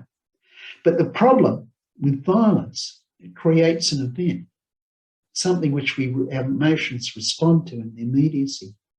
But what's peace? Peace, quite often, is the lack of an event. Now, we can actually go out and determine how do we make peace an event. Now we'll start to proselytise it much, much better. And that's one of the things positive peace can do, because positive peace, through its measurements, is actually events. Or just simply measuring peace, you're creating events. We're all peace builders, Steve. We so value our partnership with you. What a fantastic message of hope to end this wonderful inaugural peace seminar on. So really appreciate everything you've done and all you're doing and everything you're teaching us. And thank you for spending your time with us today.